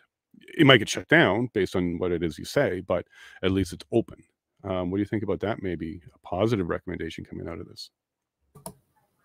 Well, there has to be something, and I think the government will be leery in doing that. I think that, you know, when you look at, they kind of back themselves into the corner with the immediate framing of a negative context, right? And so you even still see today, you have people, government does not negotiate with the T word, right? And using terms like, but let's stop changing that name and that word to be anything, including someone that cuts in line in front of you at the coffee shop. Like, but do you think the government would want to have a system like you have now, like with MLAs and MPs? Well, mind you, this hasn't been in play for a year or so, and they don't respond to me anymore. But there is an expectation, at the very least, that when you do engage your MLA or MP, a government representative, that they are required to respond to you. If you don't, you can go to the ombudsman, or you can do FOIs. Like, there are certain things that you can do to try and at least, or ethics commissioners, other things. There's options. With this, I think that, again, it's a fear-based thing, because when you see the petitions, I still think that we were never the minority. I think a lot of it was trying to convince us that we were or are. But there was a lot of people like myself that couldn't make it to Ottawa that would have. And so if you start looking at a situation where you can make those public filings, I think a lot of people would be leery of doing that. I still think a lot of people are leery. You know, I don't want to give the government anything, because I don't know how they're going to react. Are they going to freeze my bank account for supporting a cause? Like, we're still in this very tenuous situation of chilling effects that are still carrying on right now. And, I think and that it reaches deep. Sorry, Chris, it reaches deep. The Canadian Constitution Foundation, almost every single video where they say, send us a donation, they also put the caveat in, you're safe and protected from bank closures with us. Like, that's now a caveat going forward? Yeah. And so even on that front, it shows, like, that's what pains me. That's what will make me cry at night, is the thought that people are too fearful to go. And I think that that's what the problem moving forward on the recommendations. I agree with you. There's going to be a lot of centralized recommendations that come out of this. They're all asking for it, except for the Convoy. And it makes sense with the narrative. We didn't know it was good. You know what I mean? Like, if you really take a step back at 40,000 feet, you know, I still don't believe that it was a Keystone Cop situation. I think there was a lot of politics, a lot of operatives, a lot of people that were doing their thing with different end goals. And I think that how do you provide that certainty to the public that they are able to invoke their charter rights? That's where I think stop violating it. Stand up for them. Apologize when you do it. And that's exactly it. It's the same thing is that, but in order to apologize, you have to admit something was wrong. You've done something wrong. And we're dealing with narcissists in the most brutal way, in my opinion, not a clinical assessment, but a lot of the behaviors are exhibited. I don't see empathy or compassion out of any of our politicians. Let's go on that leg right there. So Ellen put up a good one, because I also want to go to what the Liberal Party can do to backpedal if there was a chance of this. Like Ellen just mentioned here, O'Toole, he actually threw fuel in the fire the wrong way, trying to talk to the truckers like they don't know what they're doing and all that kind of stuff. As we heard the testimony, Stellar, okay, this is a template now for peaceful protesters. So O'Toole, you were the tool who didn't understand what was really going on. So, example, you know, we all want strong conservative or good government. And yet here's official opposition who's actually stepping up with the government in opposing in a roundabout, not even a derogatory, but just in a childish way, to try and imply that they don't know what they're doing. So how do we deal with that? And then the second part of my question, because I love to give you loaded questions because you know this stuff. You got to know that there's some sort of crisis meeting going on inside the Liberal Party. You got to know that they get together and they check the data and they see the real information and the real comments. They got to know. So do you think that they would be doing anything like with Navigator to try and figure out how to get out of this? How can they backpedal this? Is it totally possible that if Trudeau takes a stand in a few weeks and he goes on there and just apologizes, you know, it's not happening. I know it's not happening, but I'm just going to put it out there.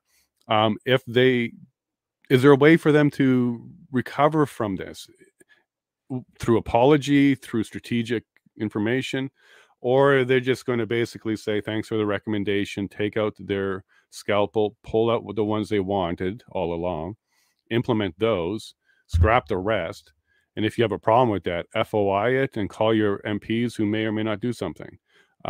What do you think? Is there a way to recover for the Liberal Party, or are they just going to do that?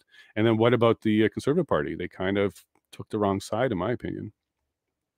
Sorry for the long, loaded question. That's okay. No, I'll start with the Liberals, though. I think that it wouldn't actually surprise me if you saw Trudeau get on the stand. I wouldn't necessarily say apologize. He'll use language like, upon retrospect, looking back, things may have been done better, but given what we were, he can play the word salad game very well. Do that though? That's somewhat of an apology. Yeah, but if he does that without directly apologizing and then hold someone like Mendocino accountable, like he's going to have to. Like right now, a lot of people are looking at the language that's being used in the questioning. What direction are you going? Because we've seen over the last 2 years that no one is ever held accountable. Everyone slips out the back door, no matter what it is, or they just hold the position, right? So that expectation of someone actually being held accountable, I think it's maybe 20%. We're looking at that as a potential. But when you look at some of the language that's come out as far as identifying Mendocino back channeling, whoever it was in the PMO's office, I think we do know the name actually. Yeah, and there's two specific things with him that came out in his trial that you may not be aware of. Let me know when you want to know them.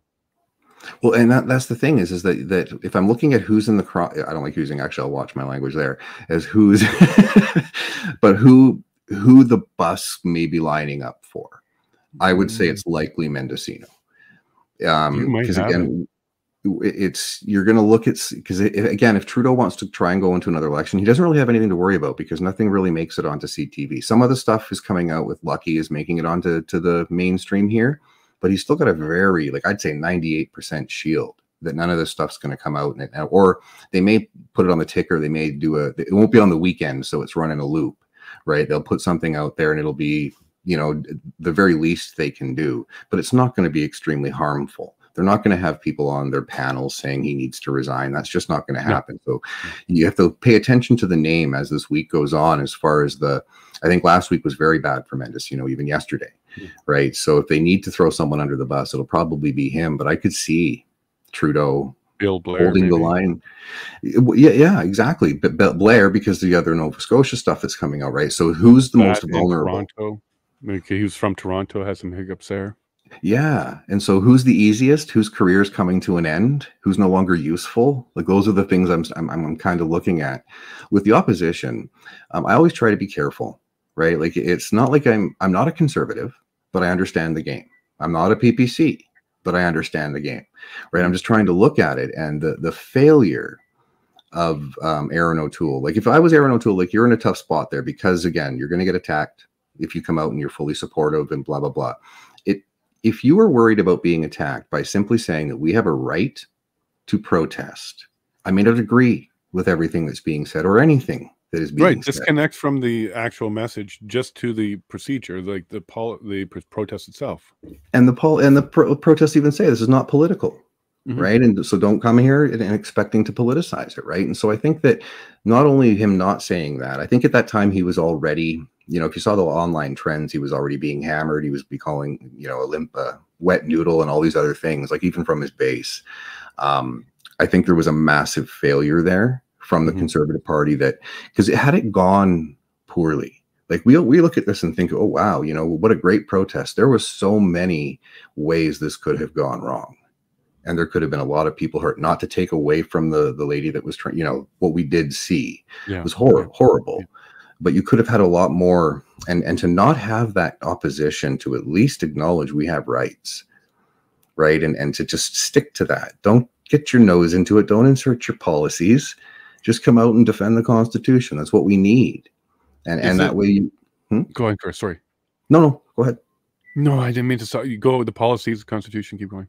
Well, it's one of those things where you have that level of expectation. I've been tremendously disappointed by our opposition, but I've also been empathetic towards the positions they've either put themselves in, or the landscape that will attack and destroy, right? You have a seek and destroy media right now, basically. If you say anything, they're going to spin it and they're going to twist and turn. But at some point in time, and that's what I'm kind of hoping with Poilievre is, I ask him difficult questions. I expect more from him. But we're in a situation that, I'm hoping that we will get a bit of a turning point after this, because it'll be a lot more safer. You'll have a lot more evidence to show, hey, this, in my opinion, so far was not justified and Canadians' rights were violated. I think that if he picks something like that, if he was to talk about the Constitution, I think he might be able to reinvigorate some of the base, because in my opinion, I think he's losing a lot of them by staying silent. I see very similar behavior between Poilievre and O'Toole right now. Not the populist side. Like, I'm not taking away from the fact that he can fill a room. Absolutely. Standing up side. Yeah. But since he's been elected, though, I can't even go to his page anymore. Like, I get the same vibes I do when I was going to O'Toole's page. It's like, yeah, I know inflation's bad. I don't care that you're going to all these places to have meals. People are starving right now. Yeah, he's got to do the Toronto-Montreal corridor, though. He's got to get ready for that. I've been on those tours with politicians before, and I understand it. They have to do it, but it's a bad optic right now for those that don't understand it. They just think he's out there pandering, and he is literally checking off all the boxes, which you need to do. You need to acknowledge every community. He's only been leader for a short period of time. But at the same time, every day we have something out there that he could be smacking Trudeau with. Like, literally, it is every single day. Oh, yeah, he doesn't even have to be, mocking him or anything. All he's got to do is take that government lawyer who talked about WEF for about 10 minutes, take that clip, and just iterate through every single point and reemphasize the commitment to removing that, because they laid it out there for some odd reason.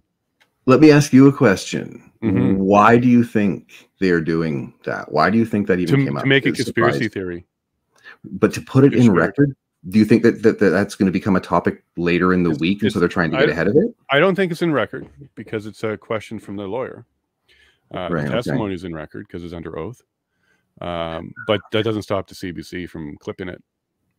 Right. It'll be interesting to see what they do with it. Yeah, because I figured they wanted to draw attention to the conspiracy components, and I think that they could have done that without specifically naming Freeland as a board of trustee or Trudeau's loyalty or that shop. Well, no, what they did though, they were using that document, that flyer, the little daily briefing. Yeah, that was going around and trying to vilify that entirely. And this is why Brendan brought it back up and actually went through the rest of it. Like the rest of it, none of it called for violence. All of it was true. Like that's journalism, is what we're seeing right there. Now, I just want to go back a little bit to O'Toole. Do you think the Conservative Party were privy to some information that maybe spooked them, maybe got them to be extra cautious? You know, because they're being fed privy information too. They have their privy group. And maybe the Conservative Party kind of did a little SOLs to the group and said, look, on the surface, yeah, we would always march with this. However, without getting into many details, there's a sticky situation. And that could have been the whole U.S. support, Jan 6 Part 2 type of thing Canada takes on. And they were just sitting there looking at that going, ooh, well, like if fog of war was thick. Yeah, if this turns out to be even remotely true, like we certainly don't want to be on the wrong end, which is politicking. They're politicking. And they're only using single source.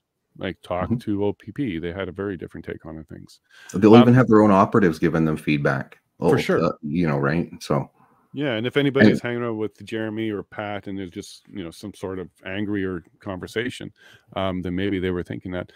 Do you think that's a potential? Because typically the Conservative Party isn't so bad at finding ways to dig a little bit. But this one they really dropped. So could it be Privy Council information that might have spooked them too? And is this the stuff you think we might be getting into the commission later that might also spook the commissioner himself too?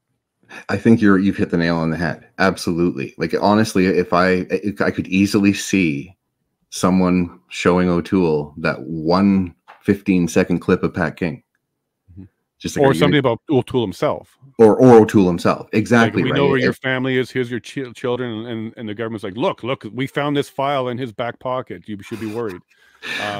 It's speculation, kind of, but my understanding with the game, which is why I never got to the top, was that in order to do so, they either have something on you or you're required to do something. But I'm not meaning a secret. I just mean that they said, oh, we know where your children's school is, and this is like the bad guy. And then O'Toole's like, oh, they know that, and they know my mother-in-law's address. Oh no, that's scary. Oh, just spooking. I don't know about that. I think that Rodeau might get that too. The commissioner might get that later and saying, look, here's every official, and look, Judge, you were actually on the list at the time too. You should know that. Yeah, I think that I'm not sure. I could be wrong. That's speculation. That's why I'm pulling it out. Like, is that something that's within the realm of reason from the government to spook people? It would be an option, true or not. Right, like it's one of those things where if you want to take a look at what happens in the fog of war, it is unbelievable as far as how fluid it is. And this was a very fluid situation every day, you know, from when it started. I think that when it comes to, you know, being on a list, if you're a politician, people, they joke about it. Like I was in many dinners where you know they obviously want to have you have the boxes you need to check. Family and you know the rest of it when it comes to, are you a viable candidate? But there's also those discussions of when you become political, that there are those fringe on the left fringe. There are those people and individuals and groups that are so opposed that they don't see value, or you know they demonize and dehumanize as well. And so for me, it was an understanding that it was an accepted, right? Politicians don't peek out their windows at night, from my understanding, right? It's like there's a level of risk that comes with it. But as far as using it as a control tool in the moment when something is hyper sensitive, that might be a time where something like that could be raised, right? You even saw that the email that was sent to Freeland. Is that representative of the convoy? Absolutely not. Yeah, I think it was even appropriate to even show it to him. Like that had no business there. It wasn't even his email. And according to the chat, that's post EA, that email. Really? Okay. Pre-EA. It's not even before the act. It was after the EA. So, didn't catch that date. Good on the viewer for catching that. Yeah. There's a couple of people in the chat that said, hey, no. That threat on Freeland came after the EA. And it might have actually been a result of the EA being used. Right. So you go create a situation, you go hurt somebody, they yell at you, and then you take that yell to say, hey, that's why I hit them to begin with. Huh? Exactly. You invoke a response and then use that to say why you invoked a response to begin with. Shows how weak it is. And it was interesting how they were trying to get evidence. And that wasn't the only time they did that this morning. Right. And I think if you take a step back, you know, I do give the conservatives a bit of a hard time. Right. But I'm not trying. I'm doing it because I want them to, in a sense, I don't want Trudeau to win again. I'm just like, you know, grab it. Right. And so you can look back at O'Toole's actions. If you look back when this occurred, I think they were just too fearful of the media. And I think to this day, they're still fearful. You think it was the media? Well, the fear of the response if he took a stance that didn't align with the current narrative. Because you saw but none of the people that would go against him are on the side anyways. So what's the fear there?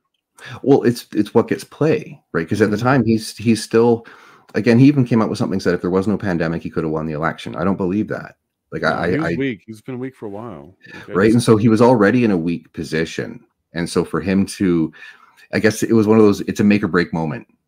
Am I going to actually step forward on principle and be that guy I claimed I was as, you know, going to be his leader, or am I going to play it safe? And he went on the other side of it, right? As far as the way he framed it, it made no sense to me. And then you saw Leslie Lewis and others go down to the convoy. And that's kind of what bothers me the most is that I understand a level of insulating the leader. I get it. You don't want to put them out there and put them at risk. Ellen just said the same thing. Yeah. And so you have to, but you have to be careful that your bubble is not multi-layered where you are constantly in this tunnel vision of the way things are with the groupthink that will occur. And I think that if they did run risk-benefit analysis on this, and you can guarantee they did, as far as what their polling numbers would have been, as far as where public support was, I still think there's bad data. I still think there's bad opinions in there. I don't think they have enough people willing to push back.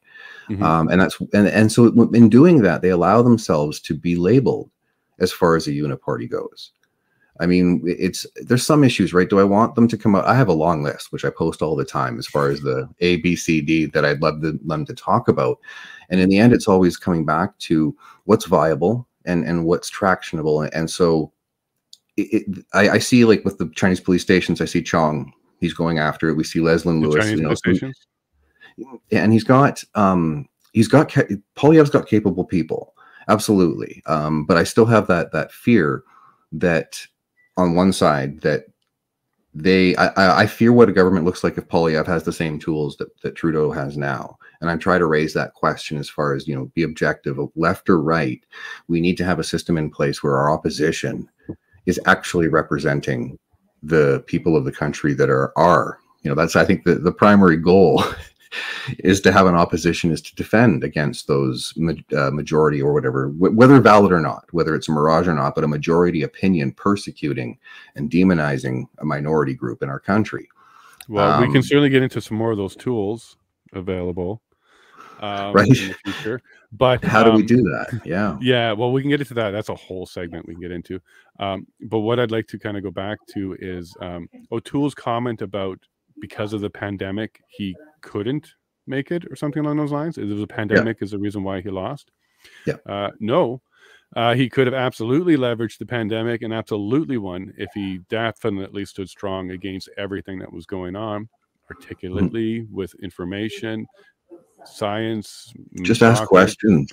Not even ask questions, just stood strong. If he stood strong from the very beginning and did opposition the entire time, no, I think his outcome would have been very different in the election. I fully agree.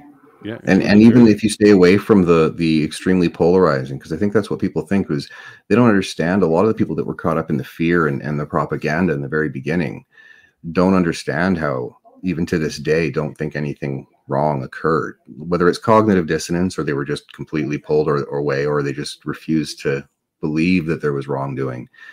Because there was silence on that side, steamrolled us. You know, I didn't have anywhere near as negative impacts on my life as others did, but I know people that their lives were destroyed. Well, that means you're impacted just like everybody else, because were either directly or one arm's length away from somebody. So we were all directly. Exactly. And they all have value. We all have value. That's the worst part about this for me, is that how can you look at people as less than human and either impose the policies or stay silent?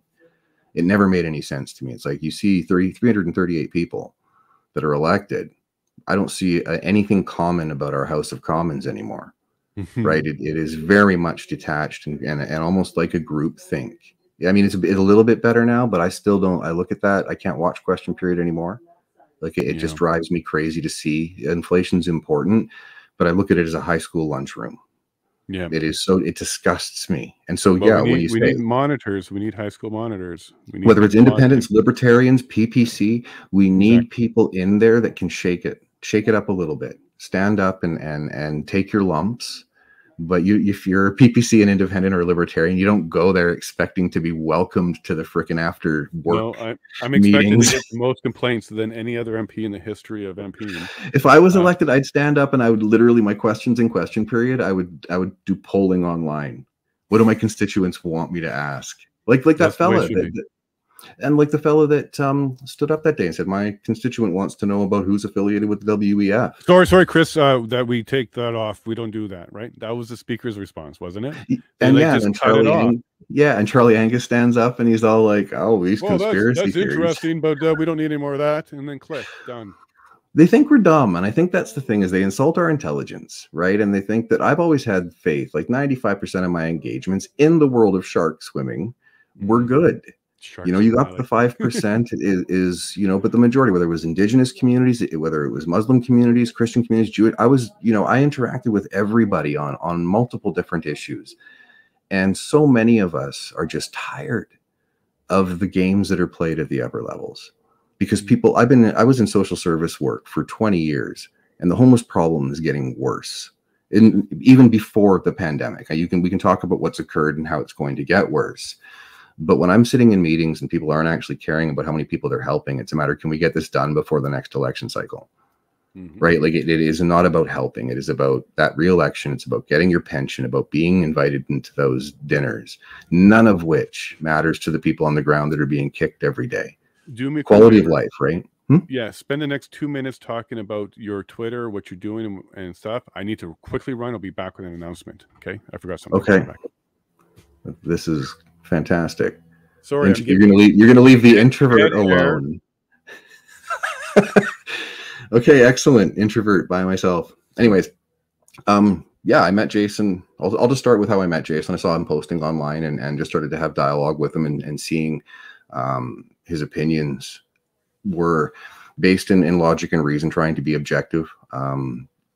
When we actually met, we were able to talk for a couple of hours and go through and we align on a lot of things. Don't always agree, but I definitely have a lot of respect for the work he's doing. And he brought up the idea of conducting more podcasting, getting more engaged, and it's kind of where I come back to.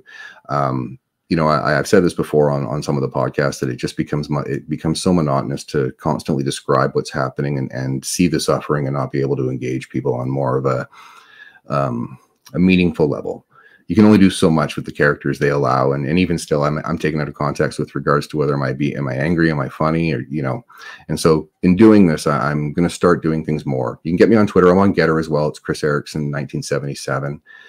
If I've blocked you, that's interesting, because most of the time it's literally like if I block, I'll just go to somebody's page who's just getting trolled hard, and just so that I don't have to deal with these people down the line. So I don't imagine that it was anything personal or an interaction that was a problem. But if I have blocked you, just have somebody else DM me or. Well, I just DM'd you for Barbara directly. That's okay, because I tried searching, and then again, you're lost in the wilderness. But it was nothing personal for me too. Sometimes I just get sick of it, and I might even just click on the wrong 3 buttons and it's done. So I appreciate that, and I'll unblock you right away.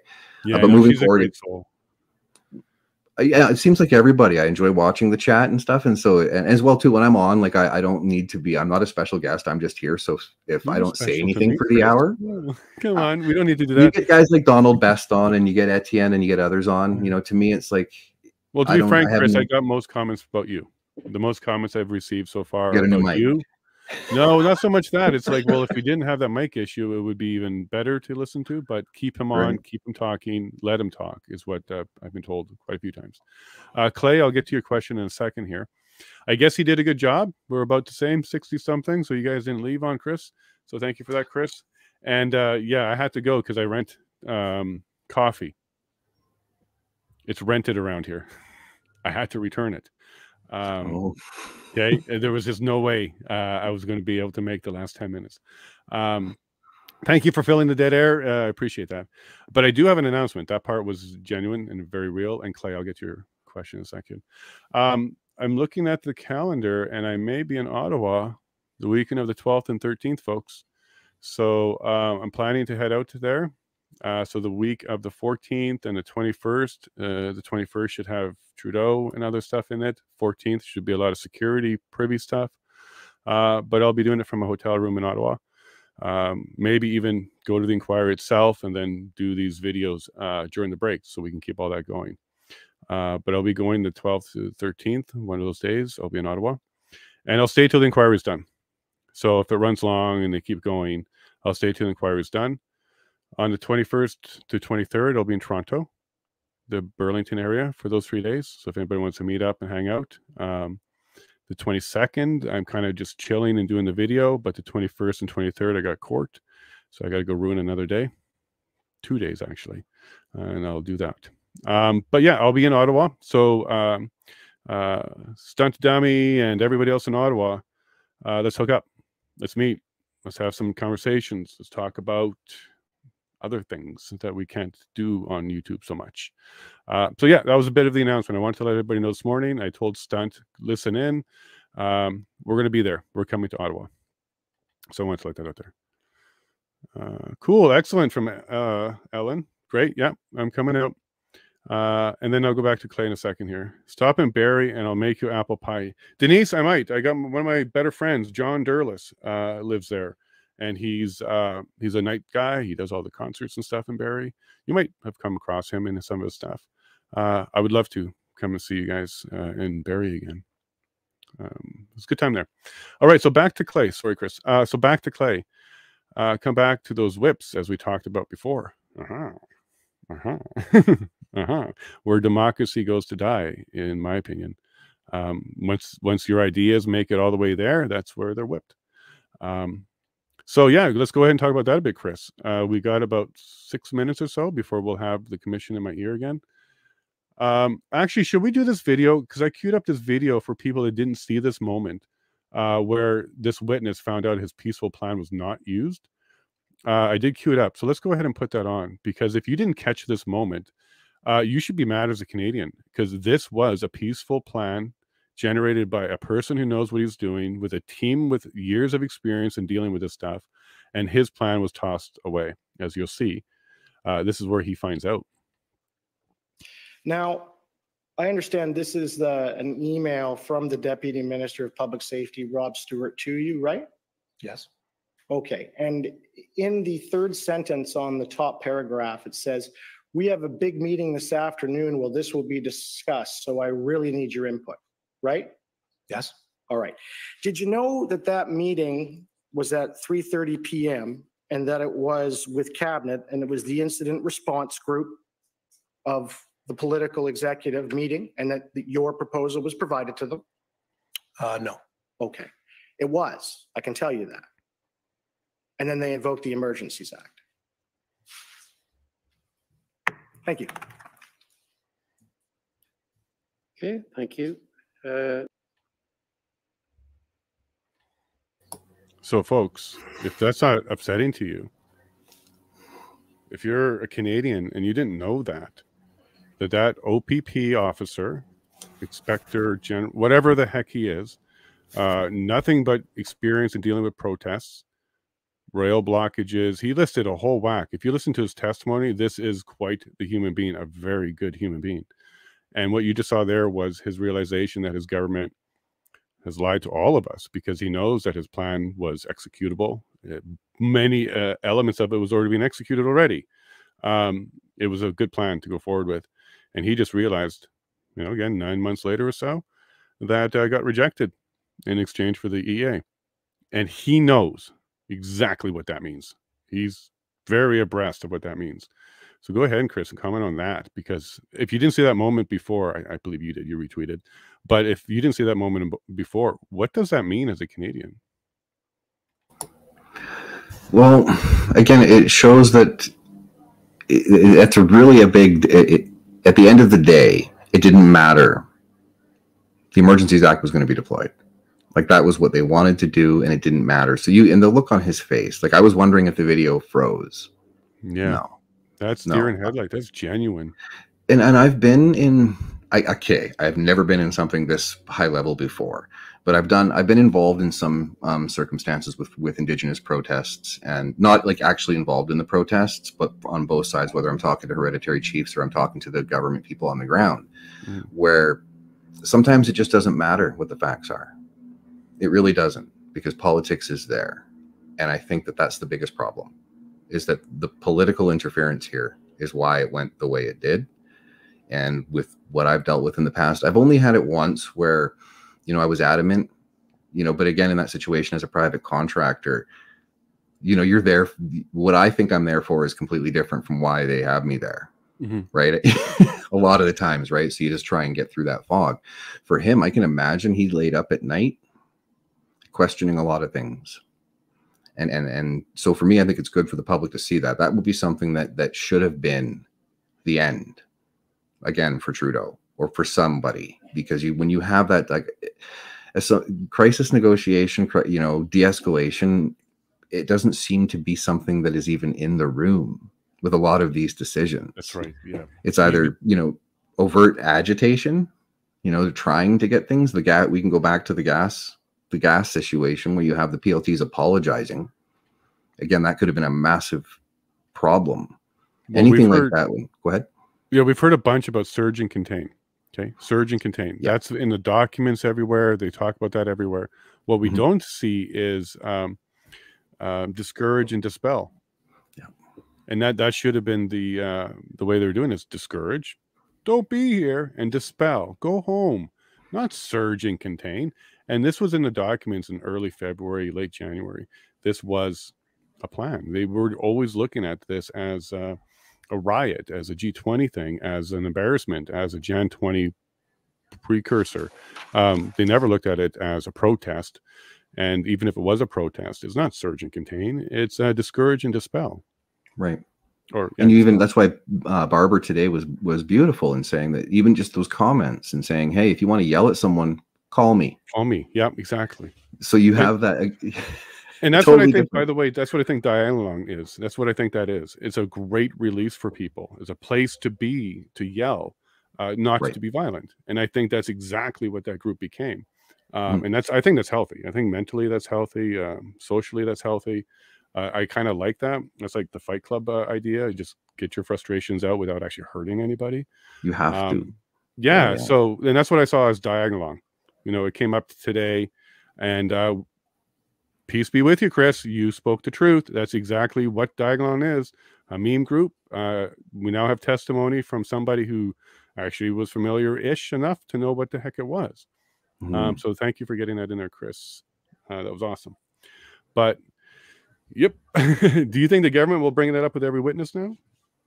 That's it. That's what I'm waiting for, is to see if we see the same direction and the same kind of questioning with the next witness. It'll pretty much set the tone, I would imagine, for the rest of the week. But today, so far, again, I don't see the government coming out of this looking like the good guy again, or justified in their actions. So each day that occurs, there's several people added to the list all of a sudden. Steve Charlin might be next. It used to be Bridget Belton, but now Steve's there. I don't know who he is yet. And Chris Daring and Maggie Dingman. Anybody know who that? Oh, Jeremy McKenzie. He's on the list. This is new, folks. Jeremy's on the list. This was not there before. Oh, wow. So end of the week, Jeremy and Tamara, according to the list. Now you know why they asked the Diagolon question. Oh, but are they going to be shackled? Order allowed? Is he shackled? Because he's currently without bail. We'll talk about that one later. I just found out, folks. That's exciting. We'll talk later, Chris. La commission is reconvened. La commission reprend. Well, how was that? Wow. I'm very happy. I'm very happy. I had no idea who Farfado was. I went into that with a complete, well, not even a complete empty mind, because the government of Canada did bring it up a few times, and I honestly had an unknown but ready to hear bad news mindset going into that one. That's what I thought when I was going into that one. I thought, well, we might hear about somebody not as extreme as like Antifa, but maybe a couple steps below them or something, because I had no idea. And I had no idea, the boogeyman thing. Turns out, wow, we would all want their jacket. We would all drive around our bikes with pride. This is a wonderful group, a wonderful organization, according to the testimony. I am sure the mainstream media version of that's going to be very different, but en français or in English, it was wonderful. And especially that encounter with the Canadian government changing languages midstream, did it a couple times, got in trouble for it. Oh my, it was amazing. I'm a happy man. You know, this was a good day so far. That was a great witness. And they did go through them quickly. So that was a 2-hour witness. So we're definitely going to get another one now, which could be Bridget Belton after this break. And speaking of break, welcome, Joe Rampart. How are you doing? You just released your video, your podcast, your new podcast, Canada the Village, something like that, those lines. And you've been watching this too with me. So what do you say, Joe? Are you there? How's our audio going tonight?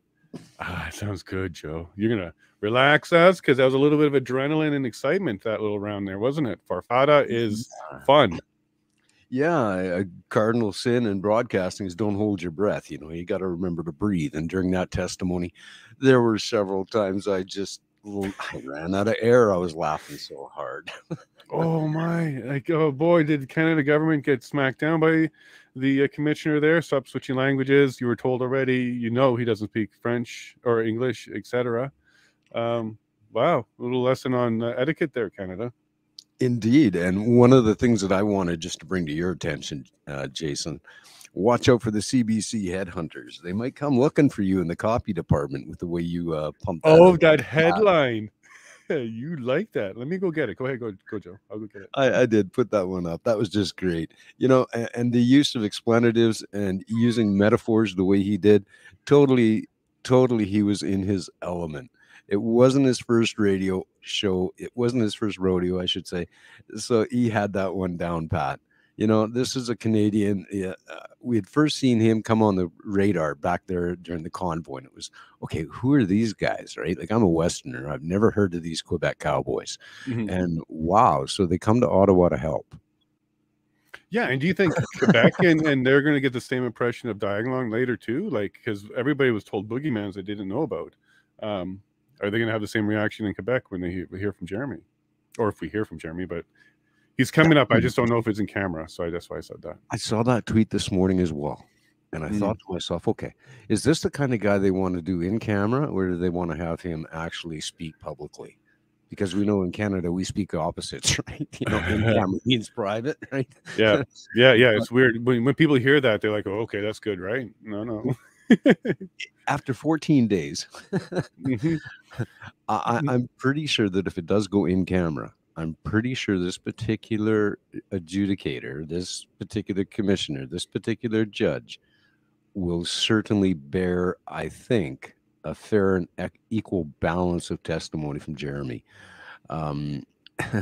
It's going to get even wilder. Like, we still got Tamara to go. We still got BJ to go. We still got Bruford to go. Mazzaro. And Keith is a witness now, Mazzaro, right? So, like, we know there's a lot going on that it's just going to come up now. And this is now really when the show starts, I believe. I believe too. And then after this week, it's going to be nothing but 3 or 4 weeks of government fixing what just happened this week. So enjoy, because this is going to be our pinnacle. After this, it's going to be downhill after that. But we'll have our sound bites and we'll have a lot of the truth out now. Well, it is. And I think the clipping is going to be fun on all of these videos.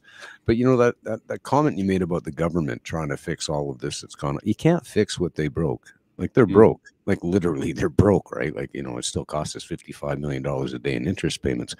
But how can they fix this other than we need to have a change in government?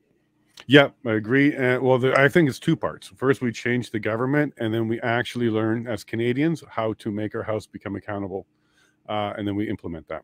There is a mechanism. We can get into that around independent oversight, but I think we need to do two-prong. It's a two-prong one, so we don't do this lesson the second time. We definitely change them. That's the easy one, vote them out. But even the next one and all the ones after that, we now implement independent oversight. Because without that, God bless every future leader of ours. It's so easy to slip into this slope, as we saw, that we have to make sure that we don't do that again. So I think going forward, we've learned the lesson that we should have a more people-based, from the people-based independent oversight.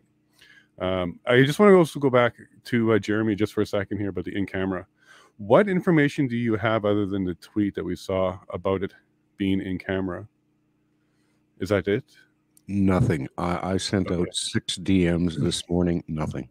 Yeah, so I think might be going on is he might be remote from Saskatchewan jail, because that's where he is right now, I understand. Well, you know, like if they can afford to fly a couple of, you know, peace-loving Canadians across the country to go through judicial gong shows like they have, you know, from Ottawa to Regina, you know, like all this flying around, well, why don't they bring him down to Ottawa so he can sit there? Like every other I think witness. it would humanize him too much. I think what would happen is what just happened with Farfada.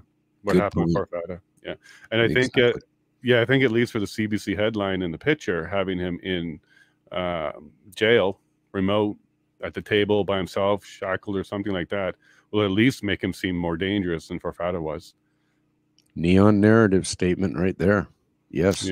Yeah. So that might be what's going on. Yeah, I don't see them bringing him and putting him in a suit and put him on a stand, because, quite frankly, he's going to repeat Farfada in English, and more funny too. He's going to be a mix of Chris, which was a troll, and Farfada, which was a group that does things together. He's going to be a mix of both witnesses today. So if they humanize him, Jeremy really humanizes it because of his own personal issues. And, you know, he's a Canadian, just like each and every one of us, all 38 million of us. We've all got issues developing over this issue. And here it is. Jeremy's the human. I really would like to see his testimony. Yeah, I definitely want to see it. Now, I don't have a reason why it should be allowed to be in camera. So there's nothing about his testimony that will be national security at all. So there should be no reason why it's in camera. But the rumor might be, well, he's not going to be sitting in that chair. Well, that could be true, because he could be virtual, and they could be doing the you know, top-down camera view of the guy in jail look as they are interviewing and asking him questions. Because anything other than that, it's not going to look good for the government of Canada, and they don't have no choice. They kind of have to let him talk. They brought him up too many times. Imagine if it's an orange jumpsuit.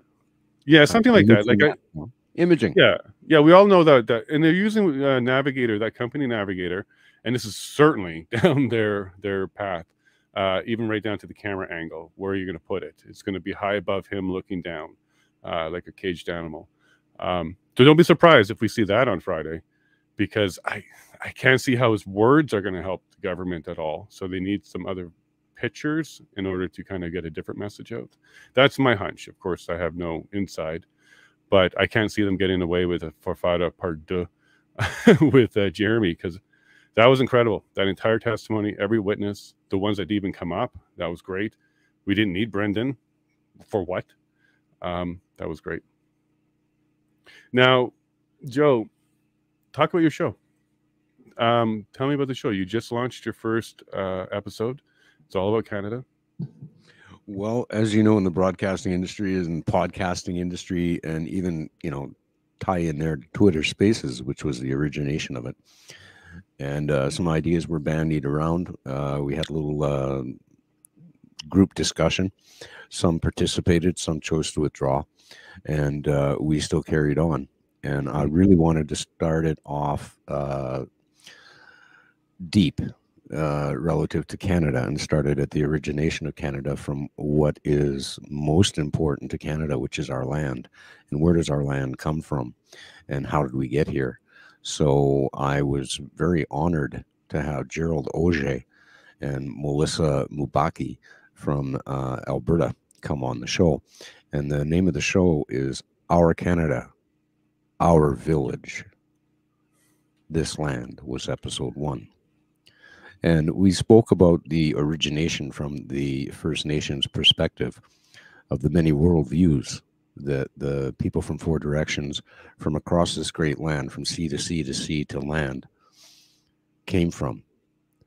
And it went deep, and it was a good 1 solid hour of interesting discussion between Gerald, myself, and Melissa, and my co-host Andrea.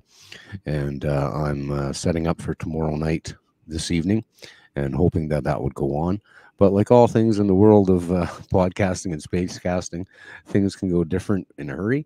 But it was a wonderful first show, and we had our 31st episode of the Economic Long Wave on Spaces last night. A little over 1,000 people listened in on that one, and I believe the listener count is still going up on that one right now.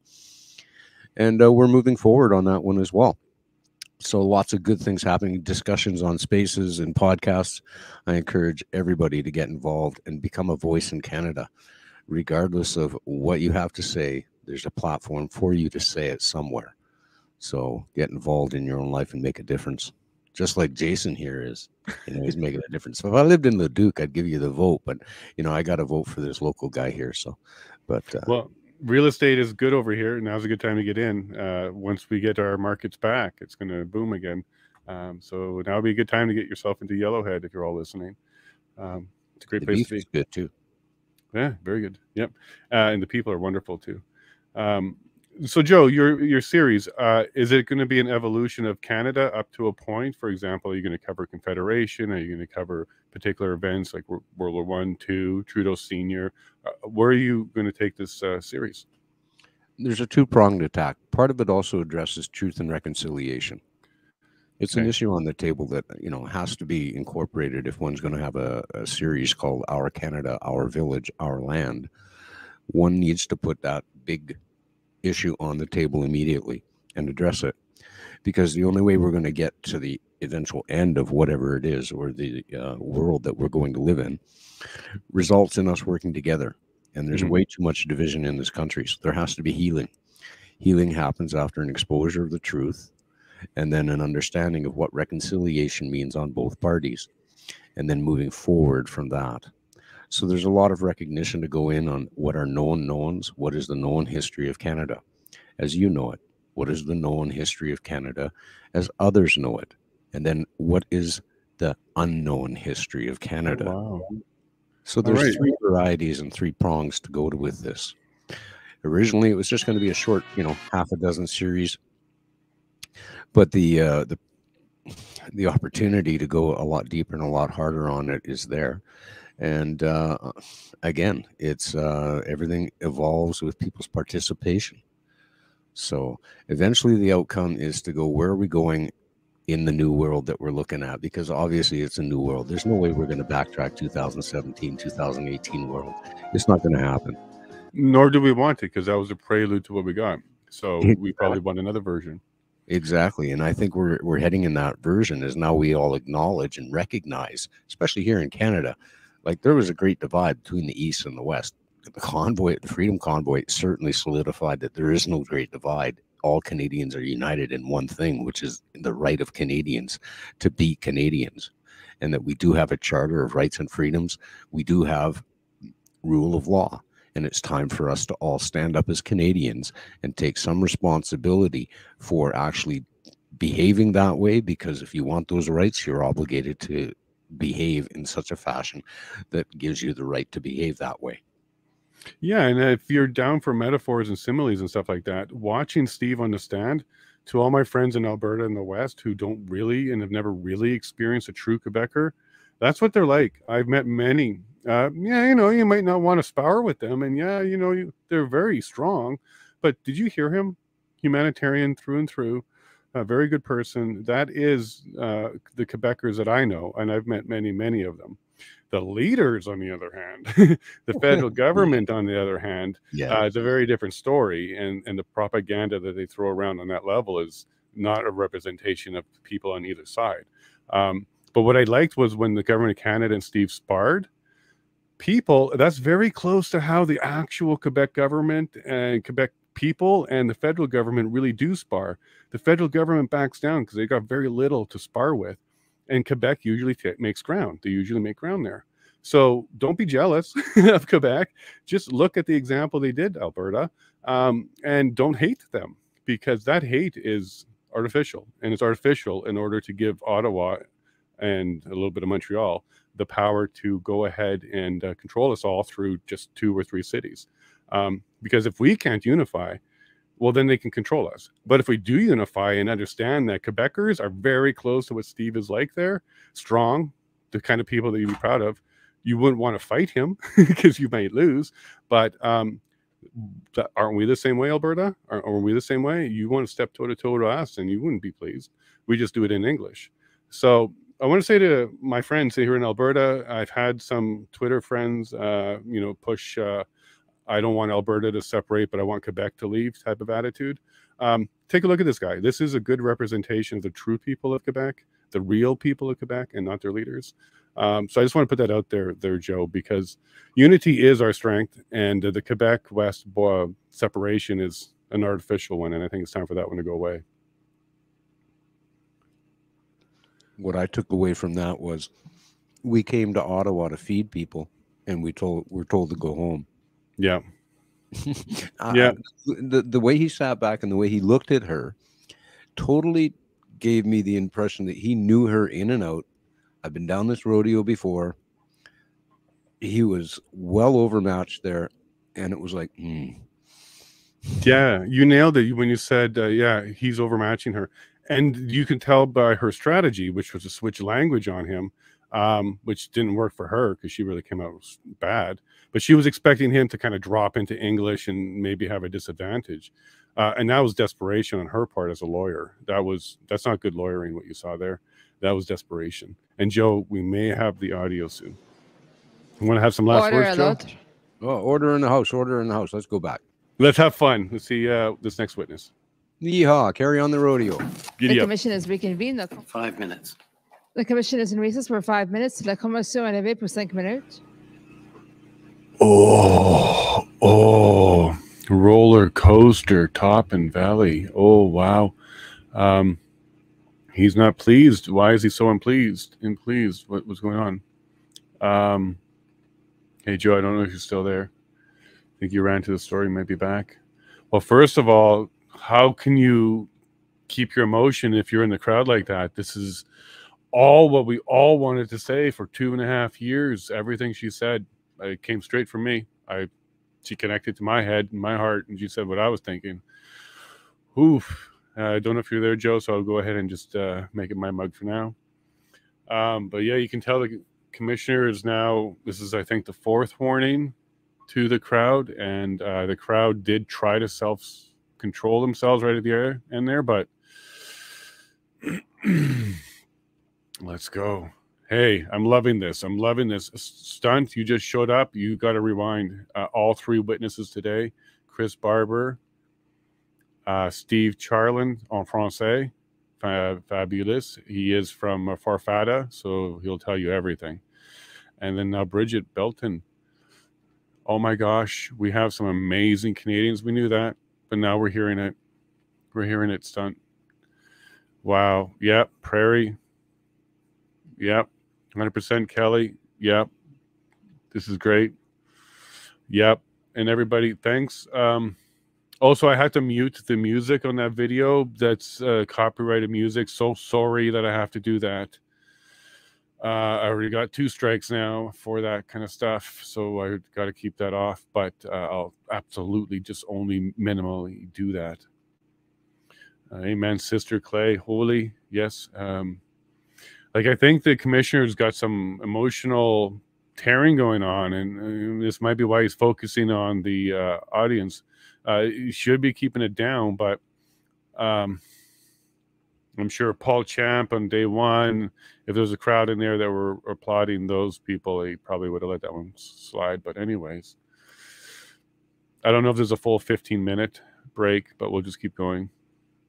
And Governor of Canada is going to be coming up. They're going to be doing questions. What are those going to sound like here? It should be an apology, and then you should just go home. But we know that won't be the case. Yeah, Prairie, everybody, Mr. Green Thumbs, Ottawa, the Nuremberg Code. We'll get into that stuff later, Adam. I think we need to finish this discovery phase. It's going great. The discovery phase is going great. He's pissed in many different ways. I think it's more than just the crowd, Kelly. I think there's a lot going on in him. He got pushed a bit about being a liberal community and group. You know, he got pushed with that because it is true. A liberal donor, government of Canada, liberal, put him in. Yeah, and he's also hearing compelling stories and witness testimonies today.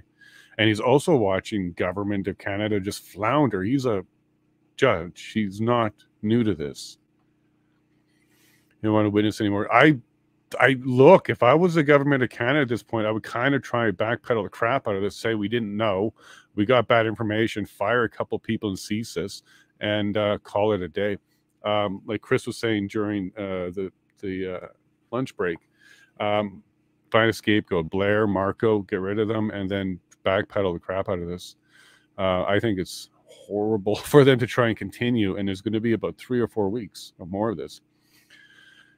Yeah, Stunt. And by the way, Stunt, you missed the announcement. I'm jumping on a plane. I'm heading out to Ottawa. I should be out there the weekend of the 12th, 13th, and I'll be there till the inquiry's done. So I'll definitely be there for Trudeau, et cetera, et cetera. So look out for that, Stunt. I'll come see you. It was the applause. Yeah, it was the applause. Yeah, and it was the 4th time it broke out. The first time, it kind of seemed like everybody was cool with it. Second time, the commissioner said, guys, no more. We can't do that. Third time, stern warning. We're going to clear this out if that happens again. 4th time, we went on a break. And what he's going to try and navigate now is the appearance of being aggressive against supporters. Isn't this why we're here? Government official being too aggressive? This is a micro version of it, sure, if he kicks them out. But he's probably trying to balance that one in his head right now, because what's he going to come back with after this break? Is he clearing it out? Or is this one last warning because they tried to stop themselves at the last one? Or is it just going to be a couple people who voluntarily leave because they're just too emotional right now? I'd like to see the public stay, of course, as many of them as possible, of course. And I certainly don't want them upsetting him, because it's very exciting. Good thing he can't get my audio, because he would have disconnected me. I'm clapping like crazy on this side too. Yeah, for sure, man. Very, for sure. Yeah, everybody's excited. For sure. You know, very, very few times in history will applause get you in trouble, but Bouncy Castle's got us in trouble too. So this is a anti-fun government. I told him before. Yeah, I know. Yeah, Kelly. This was the 4th warning. This was the 4th encounter, really. So we're going to see what happens now. 3 strikes, you're out. He gave a free one, so he let one slide. He also needs to establish that he does have a control. And also remember that Paul Champ thing. Hey, I didn't have this evidence before. Was this disclosed? And then putting up his hands like this really hurts me, because this doesn't look like a terrorist group anymore. Sorry, Paul. Truth hurts. Look on his face. Yeah, look, he's got a lot of emotions, Jennifer. A lot of emotions going through him. Look on his face. Shame on the peanut gallery. Gave me a good laugh. Yeah, but I think there's more behind those eyes right now. Kind of like that one witness when he realized the government lied to him. There's a lot going on in the commissioner's head, I believe. No, I don't know about that, Prairie, because he's been very open and allowed more. Oh, they're back. Let's go. Let's see what's going on here. Order and Lord.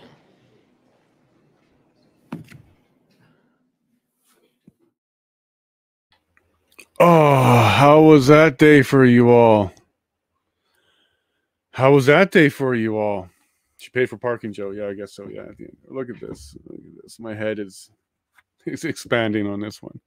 How was that day for you? We had a full roller coaster. We started off, went up, went down, went up, but down. For example, as soon as Chris was talking, we were very excited. Brought up his history, he had to admit to, kind of went down a bit, but we're proud of him for admitting it. We get to Steve. We have a great time. We get to, why am I bad with names today? Bridget. Oh yeah, because I didn't sleep at all last night. Bridget, because what happened at the end there? Well, there's 2 parts for Bridget that I think we should briefly talk about. This Tamara falling out issue that kind of got thrown on us there. There seems to be a lot of animosity there. And then here on the end, this wandering through trying to get some more information out. You can see that the commissioner was very sensitive on making sure that he wasn't silencing her and allowed basically all the accommodations except for the one about him being appointed, right? There was not much she can do about that. If she didn't like it, she needed to take it to federal court. But he did do all the other accommodations. She definitely went more time than she was given originally. She definitely wasn't stopped putting anything in. Convoy wasn't happy with her. Well, caught that part? Convoy wasn't happy with her, talking about attacking character, etc., etc. So there's definitely a falling out there. I think that was clear. Not applicable to the EA question. So I don't think how that's foundationally material to the EA invocation. I think John mentioned that too, for sure, in the chat. But this is quite the drama day. We got 3 witnesses in. Okay. One thing I was a little annoyed about when this witness started was she was allocated an hour and 45 minutes, but slowly had 2 days. And it was averaging close to 8, 9 hours straight testimony. So he's got 16 to almost 20 hours of time to put in there. But thankfully, the commissioner did let her have all the time that she needed there. No sleep sucks. Yeah, railroad, it's okay. It's okay. It's okay. I'm a grown boy. I can handle one night or two. Don't mess with them, other trucker. No, this is a great testimony. And LOL, Jamie. So I do want to cover a few things here today because I don't want to fall behind too many commentary videos. I do want to let you all know I lost that appeal to YouTube today. And I now know it's confirmed that the reason why that video was taken down was something that was said during testimony and only during testimony, because I have other videos where I took out all the inquiry. That video's still up. So the docs that I've been accused of and received a strike for happened during the inquiry portion of the video, because I have a full video that has inquiry taken down, and then I had a smaller video with just commentary still up. So that would make it something that happened during the testimony. Certainly, I can't be responsible for that. I'm reporting on the inquiry, and I'm, other than muting the music for a second there, I'm not responsible for what anybody says. But yeah, here we are. One more of those, and I'm off for a week. I will be on Rumble, though. That's just going to be off of YouTube. I will be on Rumble. I won't miss a minute of this. So let's talk a bit about what was going on there. You had some questions about what was happening at the end there. I think basically from a commission standpoint, they just gave her a lot of rope and leniency just to be super cautious. You wouldn't normally see any of that happen in court other than the helping her with not just accessibility, accommodation. That's the word I'm looking for. Because accommodation means you help people be able to do what they need to do. And there's really no limit on what an accommodation is, as long as it's reasonable. And he found them all reasonable. So that included having a helper there. The comment caught the fact that the documents seem to have been jumbled up on her. That came out. Just want to talk about that for a second. It's most likely kind of her fault. I just want to be, devil's advocate here, because we heard about 200 and something documents were just thrown into the entire commission by her when she came today, or even in the afternoon. That's not cool. Okay, that's not cool. She knew what documents she was bringing all along, and you certainly should have provided them just so that they were already entered. So what likely happened was she showed up with her documents and said, "This is my evidence today." Commission staff, IT, document people, paralegals, people helping with that part of the evidence side of things, rushed through the scanning and putting it into the database. And as they were doing that, they were using their numbering system. These numbers that we have, 50, 11, 52, because that is the numbering system that's being used for all evidence. So they likely kind of just reorganized it to their system, handed it back, which was a complete mess for her. Being dyslexic and being organized for the day of, and then having it all just moved on you, that's a tremendous amount of stress for even people who are not dyslexic. That would be tough. But that's likely what happened. She brought in all the evidence. They had to scan it in. They had to give numbers to it so everybody else has access to the same numbering system, and away you go. It's also probably why none of those documents, including the Government of Canada documents, were in the database this morning. Because as the evidence was coming out, I was looking for them, and they're just not there yet. Probably be there tomorrow then, but they're not really real time. I'm not able to pull up those documents as we thought we would. Jason Lavigne Independent, her beef with Tamara is between them, but they did go to court and nothing was done, and they told the EA that it's, well, there's just a beef, whatever it is. I'm going to give you my just little personal, trying to read between the lines and listening closely, and bear in mind, we haven't heard anything about Tamara, so it's very one-sided, but it sounds to me like Bridget started it, and then at one point it got bigger than she could control. And she didn't seem to be, even just the way she was on the stand today, she didn't seem to be the most cooperative person. She's super smart, super strong. She got a lot of great personality traits, which are all wonderful. And we all fell in love with her like 4 or 5 times today. But she's also what we would call abrasive, a little bit abrasive, demanding. And again, these aren't fault, but they're definitely going to contribute to a dynamic when it comes to leadership in a larger group. It's going to be a challenge. In other words, look at her kind of like maybe the Peter Slowly of the group, where she's strong-minded, doing a lot of the right things, but having trouble jiving with everybody.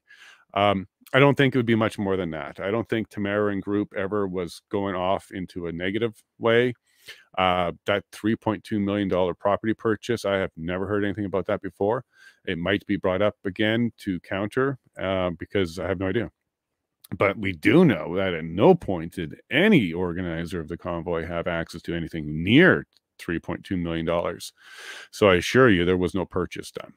There might have been chatter in a car while people are getting excited about seeing large numbers and stuff and maybe trying to set up for a longer term, but there was no purchase done. So that $3.2 million building thing never went through. It upset her, obviously. It caused some sort of rift. But I think it's more along like HR, human resource issues, than it is corruption or anybody doing anything wrong. She did back up Tamara when it came to the funds. Keith Wilson had access with her, so there was no concern around funds and going missing and stuff like that. But it just definitely does seem to be what's the best way I can say it? We raise chickens, and when we bring new chickens in, we have to put the new flock in, and for about 2 days they're determining who's the boss. Okay. Pecking order. That's what it sounds like to me. It sounds like a pecking order issue. 2 very strong-willed women and teams, absolutely wonderful things that can come together in grassroots, but it can also cause division. Now, good news for you, I don't think this applies to the EA in any way, shape, or form. In fact, all it really does is it helps the narrative that they weren't a single head organization that was controlling 100% of the trucks. So the whole narrative around we can make a deal with you, but you got to do 100% of the trucks, that's just going to fall apart. There's no way that narrative can hold water anymore. So I don't think it really hurt the entire inquiry in any way, shape, or form for the protesters.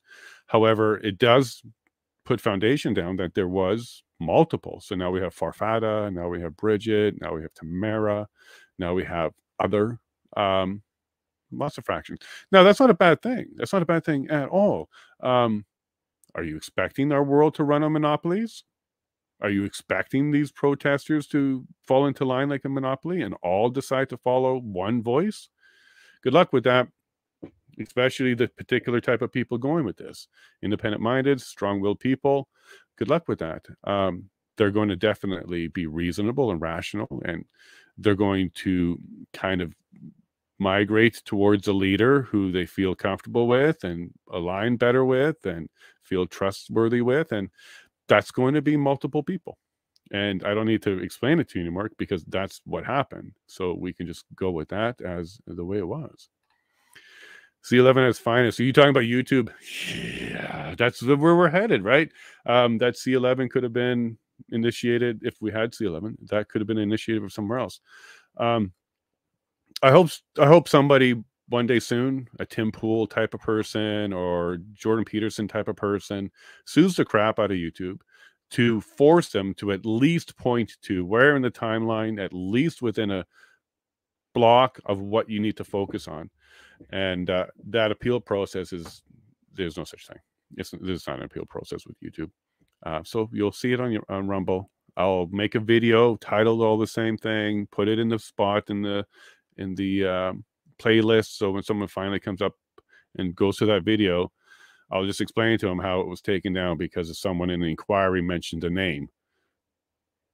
Right? Because I'm doxxed. I'm doxxed for harassment. That's what I'm striked for harassment. That's what the YouTube's calling it. Whatever. I'm not sure what to do about that. But I hope one day soon somebody really sues them hard so that they change that kind of policy. Get grumpy. But hey, isn't it like a badge of honor? I haven't been Facebook jailed yet. And by the way, these videos are on Facebook and not a single one of them have been pulled down yet. So yeah, there's that. Rumble link RR, please. Well, look for me everywhere. Jason Lavigne, MP. Okay, Jason Lavigne, MP. I'm on Rumble, the same thing. I'll throw it in the link. But yeah, it shouldn't be too hard to find that, my page there. But let me get it for you, see if I can find it quickly. Or I'll leave that up to you, RR, Railroaded, because, yeah, I'm not finding it quickly. But it's Rumble. I don't know if there's another slash in there, and then Jason Lavigne, MP. A strong word. Yeah, it was a lot of fun. Jason Lavigne actually in court, but in court it would make it official. They sure don't want that. Green, sorry, I'm quite a few chats behind. Holy moly, quite a few chats behind, so I'm not sure what that's referring to. And folks, as I'm looking at this, we won't be able to get through all of this, but we'll try. But I do want to get to my comments. I do have comments for Chris Barber, lots of them. Steve, merci beaucoup, monsieur. Très bien. Comment ça va, mon ami?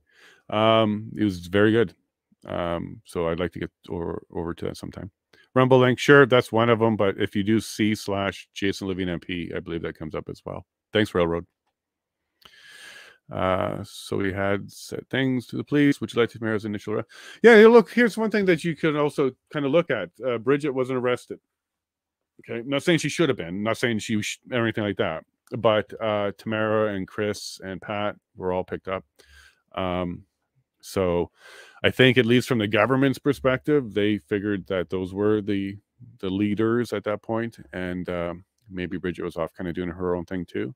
But again, I don't think it affects anything, and hopefully you can hear some more about that later, just to put it to bed. But I think it might have been a pecking order issue, if anything. So they don't. Her facilitator, the one that came up, Ellen, yeah. Also Stunt and others, Charlie, like, I was asked about me being a paralegal and what is a paralegal. Well, now you've seen a paralegal. We can be at hearings and administrative law, like we could do administrative law. So anything to do with administrative hearings and stuff like that, we can do that. And you also saw how strong she was, really laying out the accommodations well and laying out her objections well. And now it's out there. Okay, we got those sound bites. She put them in there. The commissioner did talk back. All but one she got a concession for. So great job there. Paralegals, it's really just a skill set of the individual. It doesn't matter what license you have. The license just restricts where you can and can't operate. But as you saw, paralegals, lawyers, they can be very, very good people and very good at what they do. So go Jane. I just heard of her, but yeah, you guys seem to know her. If I know Jason, it's a coming. Get ready to rumble. I hope not. We got up to almost 100 viewers on YouTube today for the first time. Combined with Rumble, we were over 130 something at one point. To me, that is amazing. I'm just glad that there's 100 and something people that care about this enough to spend time and spend their time day on this. Thank you very much for doing it with me. I do feel flattered and honored that you're doing that. That's why I'll just keep going. Clearly, you want some, so here you go. How come on Rumble you're a day behind? I think that's Rumble how they pull it, because it's not something I have to do. So what I do is I do my stream, and I believe the Rumble live stream is there right now, because that's there as well. But Rumble has this process where the live stream, they go through conversion, and then they convert it into a video of some sort, and that takes time. And then and it's not for me, it's just Rumble doing that. And then any videos that I post, just normal, not life stuff, they grab it on some sort of interval and pull it down, and saves me from making sure I go post in a bunch of places. But that would be why, Denise. It's nothing I've restricted, but it's likely Rumble grabbing it and doing it as fast as they can. I do have really long videos, right? 9, 10, 11 hours. So those are going to take some time on the Rumble servers to get done. So I do appreciate it. It's all free. Actually, no, I do pay for Rumble. You have to go live, but that was fine. Type A personalities, alphas. Yep. I'm an introvert alpha with extrovert skills. So I understand. I understand. And it could definitely be some horn locking. But I do think they had kind of slightly different missions. Bridget, original, slow roll, wanted to just get the message and then go home. The other team realized that Bridget's desires were likely not going to be met. There needed to be a larger plan, larger work with the government, various levels. And she simply couldn't orchestrate that and manage that. So that's why this other leadership team, which likely tried to include her several times along the way, took over. I would say kind of took over, because certainly they weren't the originals, but that happens. You have an innovator that starts a business and then you find a CEO to run it. That happens a lot. And Bridget was the innovator, but not necessarily the operations. Happens a lot in business. Correct. I'm going to assume to everything I said there, Mr. Green. Thank you very much. I couldn't disagree with you on that one. But yeah, I'm sure had something to do with Bridget. She's a leading lady. Yeah, and very strong. And I like her. I liked her a lot. I liked her a lot. She doesn't have the STFU button. Witnesses should learn how to have one, whether it's a look from your counsel to kind of like enough. But she also waited many, many, many months. And that was after many, many years of being victimized from her perspective. And she's not wrong.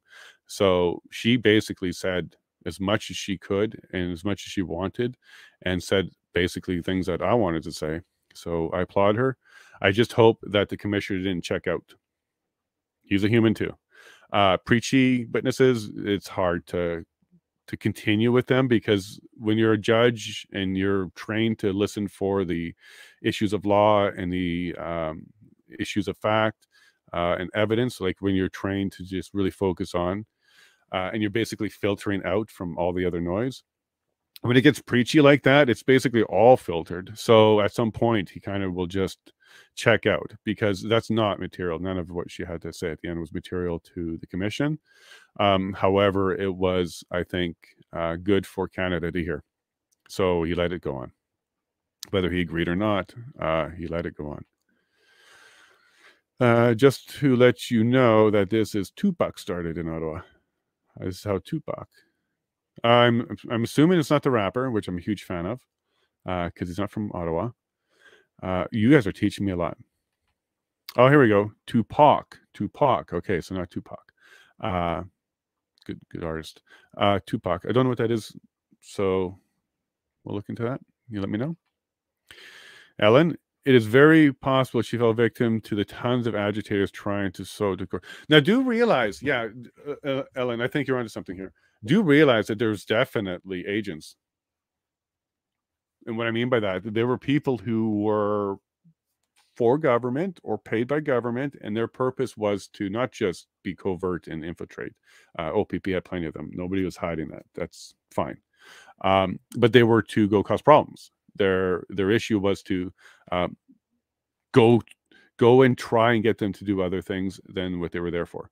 I don't know. I don't have any evidence other than there's at least 2 videos with one with Viva, where he approached somebody who was certainly a sore thumb, and people were pointing him out, calling him a Fed. You watch that little clip, and well, you might be a believer. We know Jan 6 had some of that too, right? People that were very active and pushed the crowd along. Well, did we have our own? It just didn't work. We sniffed them out. Figuerena's ram. It was fun a little bit, but then it got like I was listening and I was very emotional with her. I was empathetic with her, but I think at one point it got too much. I think Jane should have pulled the plug a bit, but it's kind of tough. It's kind of tough. I just really hope the commissioner didn't tune out too much and start to disregard the rest of what she said, because there's a lot of really good testimony there. Good call, Jay. Metaphor. Chickens. Yeah, it was kind of pecking order. That's what I think was going on there, because they're all grassroots, right? There is no defined leader, no voted leader. It's just going to be a pecking order thing. And it's hard. It's hard. There's no way you're going to get it great and perfect all the time. Pecking order has to happen for a good team to exactly see. Look, it's not a negative railroaded. It's not a negative. Cream rises to the top. That's kind of where you go with that. Her testimony about Tom Rosario trying to fit her into box, that was her perspective. But what he was likely trying to do was, well, she's just, where do we fit her in? She's a founder. She's all over the place. She's got her tentacles everywhere, rightfully so. She's a founder. But now it reached a certain stage where it needs to become organized and strategic, because they didn't get what they went there for. I think this may be where Bridget had trouble handing over, was she still believed possibly that all you needed to do was wait a little bit and the PM would come around. You heard a lot of her comments around the whole fact that she really thought he would do it. All we did this for was to get a meeting. So I really think she was very sure or very hopeful, or there's another block there with her to realize that no, there's not a government that you think exists. And I think the other team of leaders were more in tune to that. So maybe that's why there's a bit of a divide. But no, I don't think to the point where things got super harsh. But again, you put two people in a room, there will be a fight at some point. Ramrod tried and died on the prairie. Don't know what that is, Joe. Sorry. Yeah, I did get up at what happened this morning? No, I went to bed really late. I was videos and the commentary and going through stuff. Just went to bed very late. It's just at the moment when she said that about Tamara, it sounded like she was accusing her of a physical. There was something there. Yeah, and I don't know about the physical threat. There was a threat about being included in a lawsuit against the city. So she did say that. She said Tamara alluded to or directly threatened her that she would be included in a lawsuit with the city. I don't know anything about this lawsuit to the city, but there's lots of lawsuits that will be stemming from this, so I'm not surprised. I don't know much about that, but it does sound like maybe it was, don't ruin this for us or you'll become an adversary, or along those lines, because there certainly was some scraping going on. I don't know the details, just from what this witness said. She did mention that. I don't know why my brain wants to read my own name there. Jason, journalist. Now, at least with the Farfada people, see Quebecers are not so bad. Just a bit more hype. 100% green. And look, you live close to them, so you do know genuine, real Quebecers. Yeah, no, they may not be the person you want to spar with and debate with, but if they're debating and sparring for you, you'll be very pleased. So when I meet like really good lawyers and stuff like that, what I like to say about them is I would love to be on their side of the table because, yeah, they're very good. Same thing here. And God bless Quebec, because if it wasn't for that, our sovereignty could be even further down the hole. Quebec is the one that's been trying to keep it up there, and it's the federal government trying to get rid of it. By the way, all parties have been doing that. Each one's been doing that to Quebec, so, and all of us. Not saying anything other than that. YouTube needs a fair legal appeal process without that. For sure, yeah, and I hope somebody holds their feet to the fire on that one. Because it's completely, like, look, here's what I would do with YouTube. And I would do it, you know, a little reluctantly, but I would do it if they pointed to where it was in the video and let me reload it, but minus that part. You know, I'm a reasonable person. I would much rather somebody get 99.99% of the video content than 0. So I would be a reasonable person. But in my particular case, even though I put it in the comment to them, that the infraction is in the inquiry testimony itself, not a guest and not me. that wasn't, I don't even think that was looked at. It should have certainly been, because how are you holding people responsible for that? And anybody else who streamed it, their stream's going to be gone too. So there was probably some name at some point, or I'm just been targeted by a troll who made that report and complaint, and YouTube just didn't want to go through 10 hours of video to say yes or no, because it was a 10-hour long video. And they also responded to me in under 10 hours, by the way.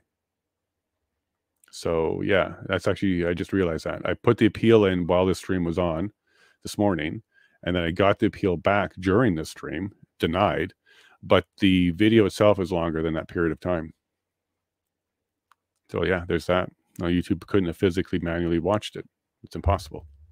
Did it split it over 10 people? I don't know. But that alone would make it impossible. Viva fights with YouTube. Yeah, no, and he's also done the transition to Rumble, and he's really pushing the Rumble thing. And no, Viva's on it, but it's tough. Rumble is a lot smaller and does have a lot less people. I'm not complaining. That's a realistic situation of the platforms. So we'll have to just live with that and deal with that. It would require for the state actors, so just Rambo plays. Goose, you know this. Man, we don't even have a state actor. This is going to be the in-camera stuff. Why was it used on our protesters then? If it was somebody else that was secretly doing stuff that we'll never hear about, why was EA on the protesters then? We're going to be having questions for decades on this, Goose. Joe Rampart, they die and do James Hop event. Yeah, how's James doing? He's still around, I'm sure. Is he doing other things, touring? Charlie, I've been waiting for you for a little bit. I got an apology to make to you, Charlie. I rewatched the video. There was some comments from you. I had a bad habit of reading 70-80% of the comment, thinking I understood it all, and then responded to it. You had a comment that mentioned that you were in the armed forces. So, Charlie, thank you. I don't want that to go by. Thank you. Good point, Goose. Goose, are we in Top Gun here? Goose, Maverick, what are we doing here? I don't do Facebook. Well, everything's on Twitter too. Yes, so Twitter's there too. Good point. Twitter, YouTube, and Rumble are all the ones that do more than 10-hour video. Facebook is 8 hours and LinkedIn is 4 hours. And Twitter hasn't taken down any of my videos either, any of my streams. So Twitter and Rumble, well, Rumble didn't take anything down, but Twitter, Facebook didn't take down day 10 video, just YouTube. Done already. And go subscribe there too. So at Rumble. And I wouldn't feel offended if you guys started to go there instead of here. That's cool too. There's just no chat in this program for Rumble. She did it. She already did it. Cool. Oh, you Carmichael. There we go for the Rumble link. Thanks, Railroad, again for that. Francais Ozy. Charlie, you speak any? It's my only record with Facebook, Mr. Greenthumb. Yeah, I haven't got out of anything on Facebook yet. Knock on wood. It's well, Facebook. Facebook is important to me because my local community, there's a lot more Facebook there. So Yellowhead has a demographic. There's a lot more on Facebook than, say, Twitter. And every platform has its place, and all of them are important to me when I put it all together. So I'm doing my best not to be excluded. Checked Rumble. There was no alternative link other than what I should. Oh, well, I'll get it for you. It's on my, yeah, I'll get it for you. It's on my Yellowhead website, yellowhead.vote, because I'm very OCD over things like that. I like to just be clean and easy. Yeah, here we go. Copy link. And here we go. It's /user Rumble. You know with that. So as soon as I was able to get that custom name, I went and got it. I agree, Goose Ninja. See keyboard junkie words. Hey, here's a slogan, by the way. The keyboard is mightier than the pen now, guys. We're in that age. Okay? Because we can do stuff like this. This right here. The whole pen is mightier than the sword was because they started writing books and they used a lot more negotiations and diplomacy to deal with things. But now we're in the age of independent journalists and keyboard cowboys. So we're now in the age of the keyboard is mightier than the pen. This is why we have to keep doing this. This is the modern day sword, what we're doing here. And this is why C11 is existing. It's a modern day shield for the modern day sword. Viewers growing every day is great. Yep, 100%. I'm so humbled, so proud. I've never seen numbers hit that high. I'm going to keep going. I'm pretty sure that when Ford takes a stand, because we heard he's still fighting that, numbers will go up, Trudeau, etc. But no, I'm here for one purpose, and that is to pull out as much information as I can and then discuss it with you so that we can all learn as much as we can during this stage and what happened and where we can go with this. Busted indeed. Today was fencing. It was incredible. Incredible. Ellen, I will repeat a question I had earlier for you. Thank you. Please, and people do that. Look, I'm doing my best to try and get through these. There's a lot of questions and stuff. So yeah, if I miss your question, it's not because I didn't want to answer it. I'll answer hard questions. So go ahead and ask again if I do that. In Canada, are there rules about wearing jail attire? Oh, yes. Sorry, Ellen. I did read your question. I don't think there are, because I know that court appearances happen via video to the judge, and it happens in the court. It happens behind locked areas. I honestly, Ellen, I don't think there's a law in Canada that bars that, because I have seen. Now, whether it's broadcasted to the public, there might be something there, but even then, I don't think so, because all hearings in Canada are supposed to be open. You could technically be a public member of the public and walk into any court, unless it's sealed or closed for a specific order. Just walk in and sit down. So I don't think we have anything, especially around attire. I can absolutely be wrong. That's happened a couple times in my life, but I don't think so. I do recall having video conferences with people with jail uniforms on. We are keeping the record to hold them 100%, Mr. Green. That's what we're doing here. This is disclosure on a massive scale. This is disclosure dumps. We're getting 200 and 400 documents a day. The rumor is there's around 60,000 total. My document count is just over 3,000 right now. So yeah, this is disclosure, and we'll be going through this for a long time. And we'll find new things as people talk in the future. More information comes out, then we can go back and see what was contradicted.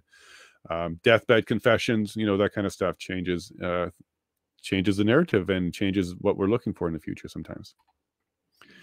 Somehow, Mr. Green, somehow railroaded. I searched for the live Rumble and it's not showing up. I think we're satisfied on that now. I don't think I'm being shadow banned because the live link is up there. And here it is now, just so you have the link, but I don't think this link turns into a video. I'm not quite sure, but here's the Rumble link there, railroaded, for the live feed. And I do post it on my YouTube and Getter and Gab and Instagram. I will post the Rumble and YouTube links on all of those each morning. At least about half an hour before. So if anything's going on YouTube, go to Twitter, go to Facebook, go to Getter, go to Gab, find me. And I do post both links there. So you should be able to get to it as quick as possible. We do need to meet when you are here in Ottawa. Love to. Green thumbs, Mr. Green. Hey, you into gardening? Chat with my wife. We're learning about a bunch of stuff there. But yeah, for sure. I'll be in a hotel somewhere.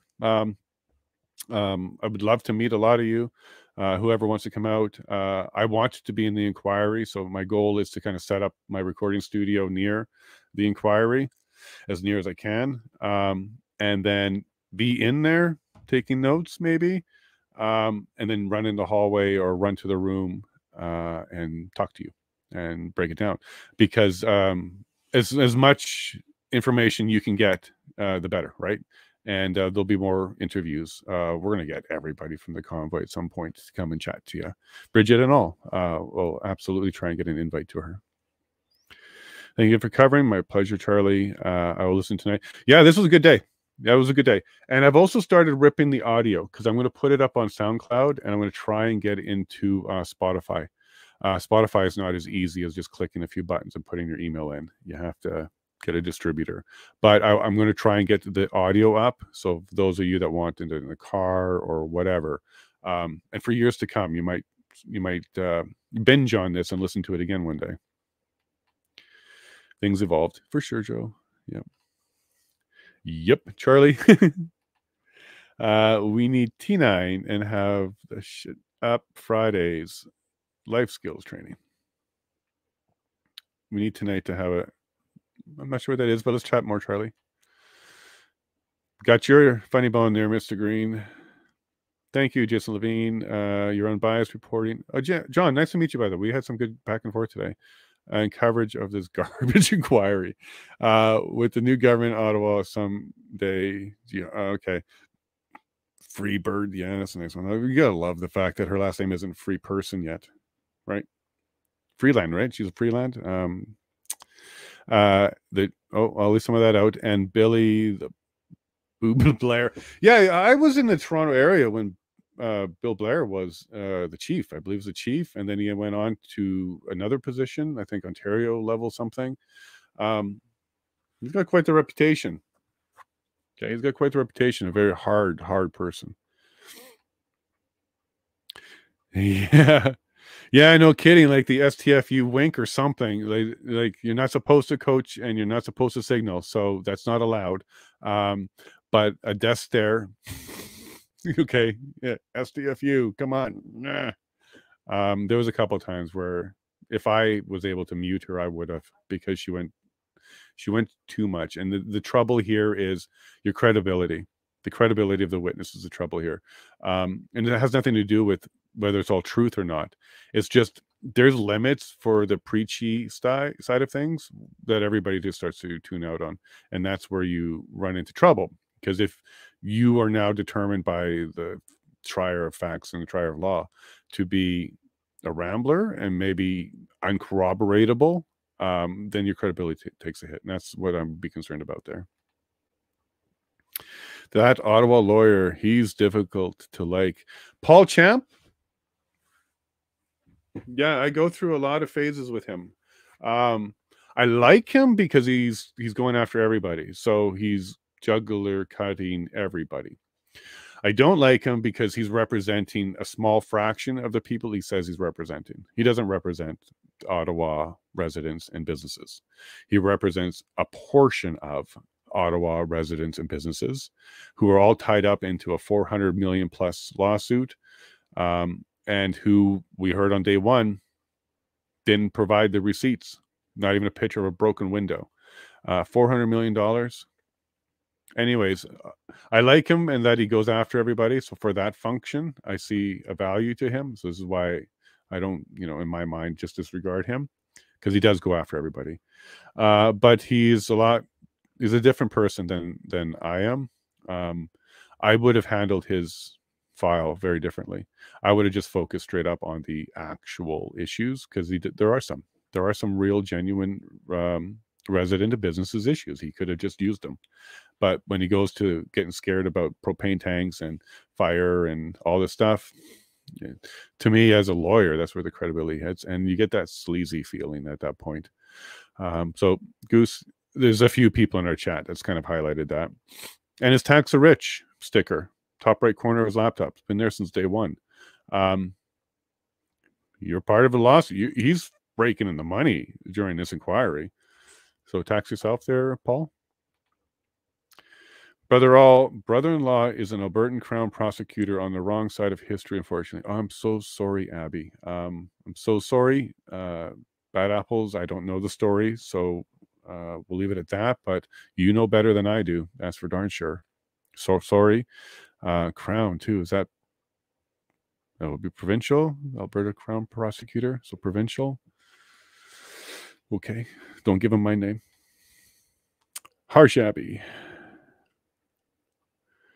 Oh, yeah. Railroad for sure. Yeah. Especially when you know it. Family. Ram Ranch would attack our space. So I guess it's something that you're talking about here, Joe. Ram Ranch retreat to Twitch. Oh, because they're reporting you. Okay. And that could be what happened to me here on that one video. But c'est la vie, mon ami. Mes amis, mon ami. Twitter swarmed. Okay. Yeah, I get you now, Joe. And I got a couple of them, especially on my invocation of the Emergency Act tweet. And again, I confront them and I work with them, kind of like Chris Barber, except for I do it in a way that they feel silly at the end and they just leave. Tail between the legs is a better way to exit in my mind than to try and chase them out with anger or run away from them yourself. It's not hard to do tail between the legs when they're coming from a radical position. Yes, MPs are not the only ones that get intimidating social media trolling. For sure. Everybody gets it. Everybody gets it. Oh, and I think we found out who the counter tweet was now for the government about Tamara's posting. It was Bridget, because she actually had one. The government didn't mention the name, I don't think. They just said there was a counter tweet that said it was fake. But Bridget had the TikTok, it looks like. Arbitrary much? Yeah, look, I don't know what to do about YouTube on that one. And you also have to feel for them too, because yeah, they would have to go through a 10-hour video by hand for me to have a proper appeal. And then they would have to maybe tag it. Like there would be effort there, but this whole "we said so" and goodbye, that doesn't jive. That's not a good way. There's got to be another way to work this out. Good job, Joe. Okay, the United People of Canada. The United People of Canada. Okay, cool. Is that a group, official group? Started in Ottawa, you said. The United People. Cool. Too bad they weren't called the United People under Canada. Tupac. United People Associated Canada. Anyways, I like the artist too. Smash that like button, please. Yeah, guys, that is helping. It is totally helping, guys and gals. It's totally helping. You do see the numbers. You do see it peak. We came very close to 100 today. We might have hit it, but I didn't see it. But to me, that what excites me is not the fact that we're hitting larger numbers. It's the fact that more people are learning, and that's more important to me. So if someone's like took my stream and pass it off, and it shows up as one here, I'm still thrilled. I'm still thrilled. Get it out, clip it, share it, flip it, do whatever you want to the videos. Please get it out for people. I'm 10 minutes behind still. Oh, so you were like on the video 10 minutes behind and then responding in the chat. Okay, that's all good. It happens. But thank you for going back, Stunt, to go catch up. I don't think I don't know how you guys were in school. I kind of like school, but look at how we're going through many hours of learning. It's great. Oh, that's my link. Okay, so there's my link for the people watching. User/Jason Lavigne MP will get you there. You should navigate to the videos, no problem. Strong smile. Holy, there's a lot. YouTube keeps wiping my words and posting only the emotion. Really? I'm sorry. Have we caught their attention? Are they giving me extra services, extra free services? There's no button I click, Stunt, so there's nothing on my end that says upset your chatters. I don't know what to say about that, Stunt. That sucks. I do know there's a lot of weirdness like that on Twitter. Like you'll heart something and then it vanishes. Happens to my wife all the time. We have to do something. We have to approve all messages as part of being an MP. So all messages I make on Twitter and all, they have to be approved by what did you call it? Official agent. The official agent. Everybody that's running for office has to have an official agent. It has to be someone that's not you, and it has to be somebody you trust. And that person has to approve a whole whack of things. Basically, it's a way of having some accountability. So it's not just me saying stuff. I have to kind of be held accountable for it, and I'm fine with that. But what it does mean is my wife, she is that role for me. So she goes to Twitter, and every single message I do, she'll read it. And if there's a problem with it, because she has to personally approve it, and it can't be me just saying do it. We don't function that way. We want to do this legit. So she reads every single tweet, and if there's a problem with one, or she has a problem with one, she brings it up. But if she's fine with it, she'll heart it, and that's her way of remembering and tagging it as read approved. So you'll see that there's a follower that I have called like Jason Lavigne official agent, something like that. Well, on Twitter, that's her only function. She goes and does those hearts. Routinely, recently, she's been going back and having to re-heart stuff because her hearts vanish. Why? Why trim the likes down? whatever, guys. We're using it as a function, but we noticed you're contributing to our unliking there. Great update to no saying, yeah, the keyboard is mightier than a pen, because that is the era we're in now. Okay, be clear. You don't mail things, you don't write letters anymore. This is keyboard, and it's fast, and it can really, really rock the world. So yeah, we're in the age of the keyboard now. I did a live stream today. I was going to do another one tomorrow to get more good people here with us. Thank you, Stunt. And if you're doing that to help me out, thank you. Thank you. I'm looking forward to meeting you in person, shaking that hand of yours, checking out that van of yours.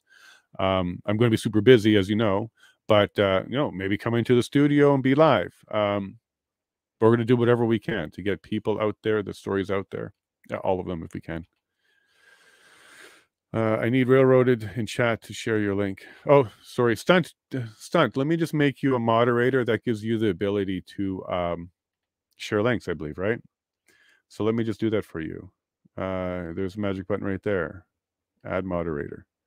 All right, Stunt. Going forward, you can get rid of chatbots and you can do links and whatever else moderators do. Enjoy, buddy.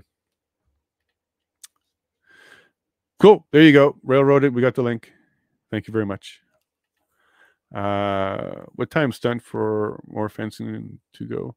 Yeah, we had a great tomorrow. Okay. Yep, there's a full. Oh, that was me. There we go.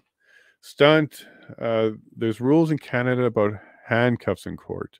We looked it up, and Tamara was forced to wear them in court. Okay, so being restrained, yes. So I think yes, because you're supposed to have the presumption of innocence, and being shackled is not portraying the presumption of innocence. So for that reason, Stunt, maybe, but their outfit, I don't know. Okay, because I have seen it. That's why I keep saying that. But now that you said that, all the people's hands were in front of them when I saw that. So you might be right about the actual shackling or binding of the person. That could be it. The people of Ottawa are free again. Wasn't today great, Randy? Wasn't today great? And yeah, I don't think they were ever anything but free. But there's a group of people that were going around telling everybody how repressed they are when they're not. And now there's a lawsuit going around the world telling everybody how repressed and weak the residents were. And I want to be careful with that last part, the weak part. There's certain things were certainly understandable. There were definitely a lot of things that are not reasonable and understandable. So I think that was a fair statement. I can't believe that stunt dummy. They forced her to wear them. Did they? So they forced her in handcuffs. Tamara, handcuffs. For what? Jerks. You jerks. I hope we're taking names because some people should have their own inquiries and explain themselves after too. Jerks. Why in the world are you doing that? Sorry, guys. Real Canadians are vaccinated. Not sure what that means, Randy. Keep that up, though. Oh, yes, Randy. Tamara is... All right. Well, Randy, that's not cool. It's not cool at all, dude. I think you've already been... Let me just go make sure. Maybe you got dealt with already, because that's not cool, dude. Those are worse than opinions. Follow that up with some facts, bud. Here, Railroad, you go do that one for me. I don't know if that was done or not. I'll just skip them from now on. Zario. And by the way, Randy, I hate having to feel that way and do that. So if you got your opinions, get your own channel, get your own group, and maybe we'll do a video. If you want to come on here and express your views like that, let's talk. Let's debate and bring receipts. Okay, bud?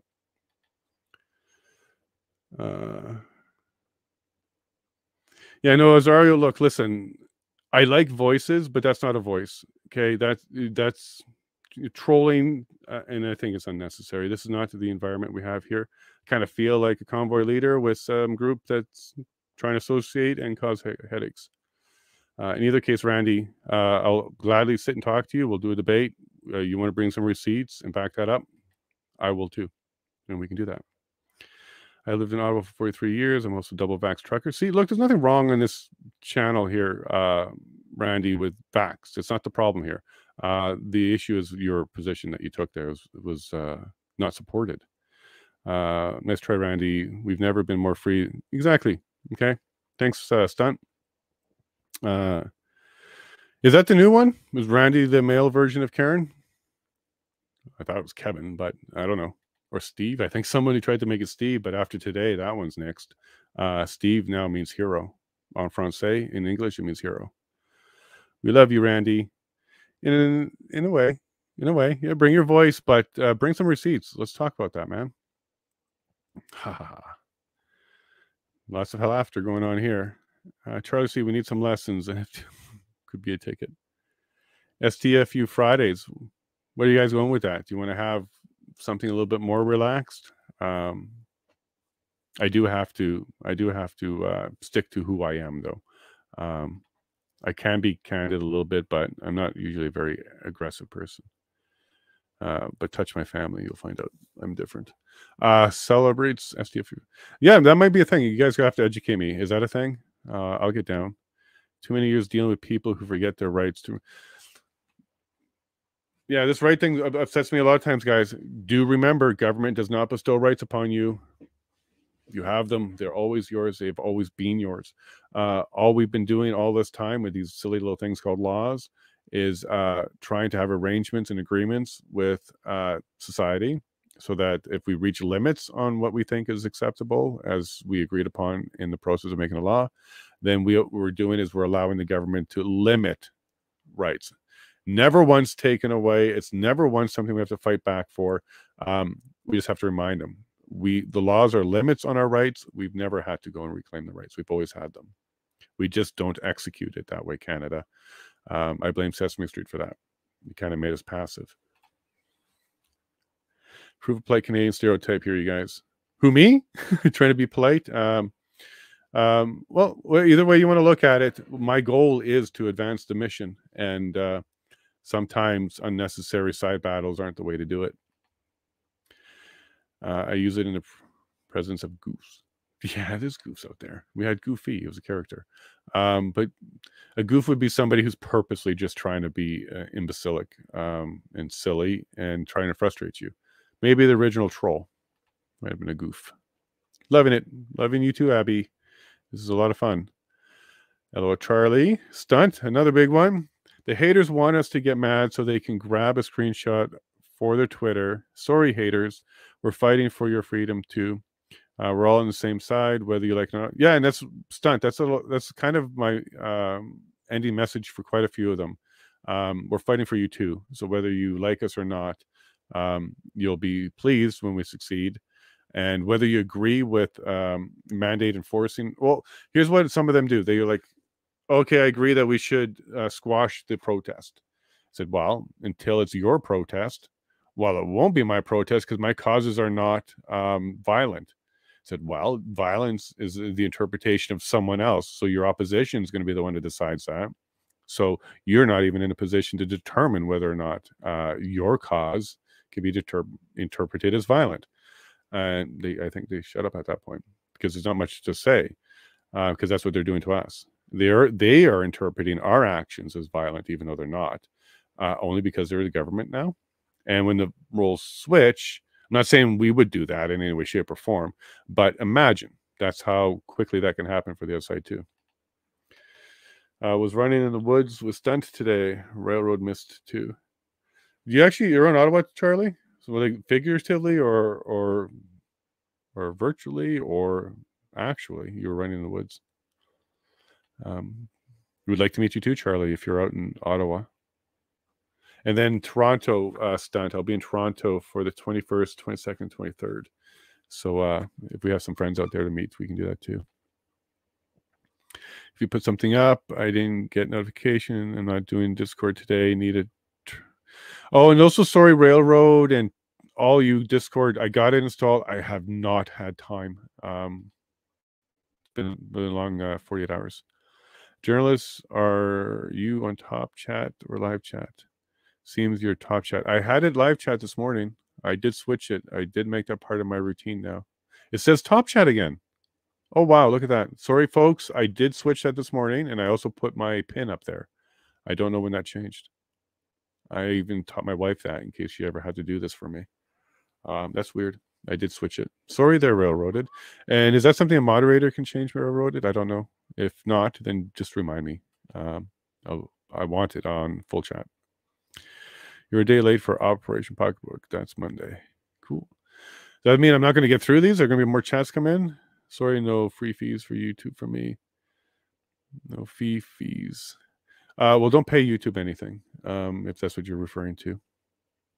I shall send you a messenger. I did get notes. I don't know if these are for me now. Figure out the letter to... Yeah, I don't know if these are for me. Pocketbook, okay. Railroad send me... Okay, so now I'm starting to get a few more here. Who's the first stand? Okay, the first person listed, Connie, Keith Wilson. Keith Wilson and Tom Rosario, because we went through 3 witnesses today, and Pat King. So we might be able to get Keith Wilson, Tom Rosario, and Pat King. That would be Wednesday. Yeah. Oh, maybe they're going to get 3 a day, because there's so Keith Wilson, Tom Rosario, Pat King, Wednesday could be the order. Benjamin Dichter, so BJ, James Bowder, and Tamara Lynch, Thursday. Chris Deering and Maggie Dingman, Jeremy McKenzie, and Danielle Bulford, Friday. Maybe. These orders change.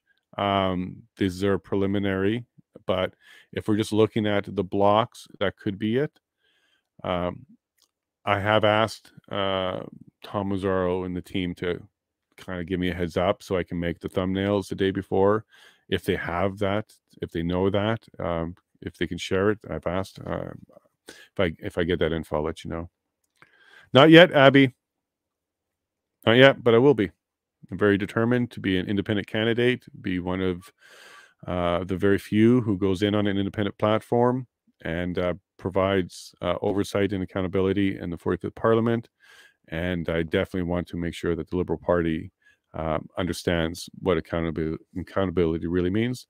I do have quite a few of these little clips, Abby, where I talked a lot more about this recently. I will be clipping that into a why I'm an independent type of video, so I don't, overdo my stay with my fans here or my followers here, and just keep repeating that. But yeah, I'm an MP candidate for Yellowhead, west of Edmonton, and I plan to win. I'll sign in for a voice chat later if you're around. Charlie, cool. Well, I also want to do that with you all. So maybe let's try and we might do Friday. Okay, I don't know what you guys are doing with the STFU thing or whatever, but maybe Friday I will throw up the come join me live link, and everybody and anybody that clicks it, you have a chance to get on screen. And maybe we'll do like what was that show called in the 70s or whatever? Not Partridge Family. Not Adam's Family either. Come on, what's the third one? Where all the pictures were on the screen? We'll do something like that. It's going to come to me later what the name of that show was. Can you enable super chats? I don't think so. I'm not monetized or anything like that. And I believe super chats are something that once you get monetized to a certain level, you have access to that. But the good news is I'm very close. I understand that the 4,000 hour limit that you have to reach is the hardest one to do. Not when you're streaming 10 hours a day though. So I'm at like 36 or 3,700 of that one. So that's almost done. It's going to be the 1,000 subscribers, and I'm not paying for them. I just want real, honest people who hit that red button for me. It would be easy just like that to get 1,000 within hours if I wanted to just pay a few $100. Nope, I'll take the road, however long it takes, because I only want people who want to be here. So it doesn't matter to me if I'm monetized or not. What matters to me is I have genuine people. And if that means I've only find 500 of you, I find 500 of you. That's wonderful. Can't there be a sub? Yeah, that's to get to monetization. So 1,000 subs, 4,000 hours. I've got the hours. I'm just going to work on the subs by asking you to sub and subscribe and like and share, do all that, notification, all that good stuff. Genuinely though, guys, if we can get to 1,000, it'll unlock some tools, and we'll see where we go with that. And just so you know, independent candidates, the financing rules, how you can finance yourself are different. They're different than parties. It's actually separated out in the financing rules for Elections Canada, and it makes it difficult. So I will have to find a way at some point, because I can't self-fund me. It's against the rules. I'd be disqualified if I spend too much money on my own campaign.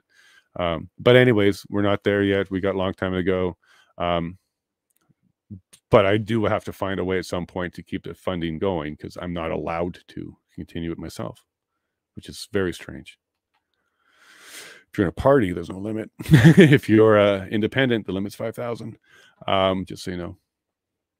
We'll get into there. No, I'll get there as a stunt too, and I'll absolutely proudly do it with your support, and absolutely, because I think that having MP power is absolutely what this convoy was missing the entire time. 32 letters she sent to MPs, 32 letters, and a single one of them didn't help her. She didn't send it to all of them, right? Because there's 338 of them. So she selected some, and she probably selected a bunch of conservative ones and a bunch of ones in Ontario. So make that what you will. But 32 letters she sent and got nowhere. Our side had no MP power and very little MP access. So next time, no, we want MP power, and we should keep MP power.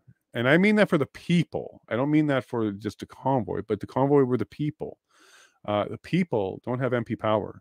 They have MPs, but they don't have MP power. And that's only achievable through an independent candidate, because that's what independent means. Straight people representation. Just Googled him. Me? Someone else? If it's me, I'm out there. You can go to yellowhead.vote. I have my bio there. I'm not hiding myself. Opened a book. I was a private person. I know it's not your fault. It happens to my childhood. 100%. And thanks to you, Stunt, I was quick on the mute button, because one of the videos, and who knows, maybe the government of Canada is doing this on purpose for YouTube strikes. I won't go that far with them, but because they'd have to be smart. So I don't think they've done that. But when they're playing convoy videos, Stunt, and you know this, there's a lot of music because it was a party, and that music's copyrighted. So at one point, one of her videos, there was music in the background. So I had to quickly just mute, because again, I don't want to be losing videos for something like that. I want people to be able to get them later. Thanks for that, Stunt. Yep, he's awesome. Stunt's awesome. No problem. And a lot of people help me. Yep. And Stunt, this is how we do it. We're a community. This is grassroots. This is grassroots journalism, isn't it? Maybe that's a new term, grassroots journalism. It's a little bit of independent journalism with crowd. It's with the people too. So grassroots, more than one person involved. Dinner.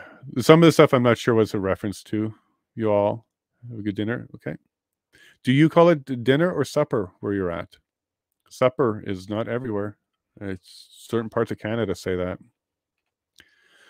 YouTube switches it automatically. Does it? Must be, because I know I put it on this morning, guys. I took my wife through some training in case I'm ill or whatnot. I took her through some training, and I'll continue to train her so that she knows how to set up everything. So if there's something else that happens, there's a backup to me as well. So yeah, and I did that this morning with her. I showed her the live chat to all chat. Somehow it changed. No mod can't. You need to be administrator. Well, can I make an administrator? The Prairie, I know you're a mod now. Wayne's a mod, and Railroad's a mod. I trust you all so far, so hit me up if that's something we can all work together on. No, it's individual selection. But it's for me. So when I switched the live chat to all, then I start getting them all, which means you'll start getting them all through my screen, maybe. It doesn't mean for all of you. Okay, so I think I follow the railroaded. But the important thing is I do it so that all messages get through to me. And I did this morning, but I'll make your wife administrator. You know, she's got a lot of control. She actually is our personal administrator. She does everything. She's a wonderful person. Yeah, okay, maybe I'll look at doing that for her, because she's always popping around and checking up. Thank you, guys.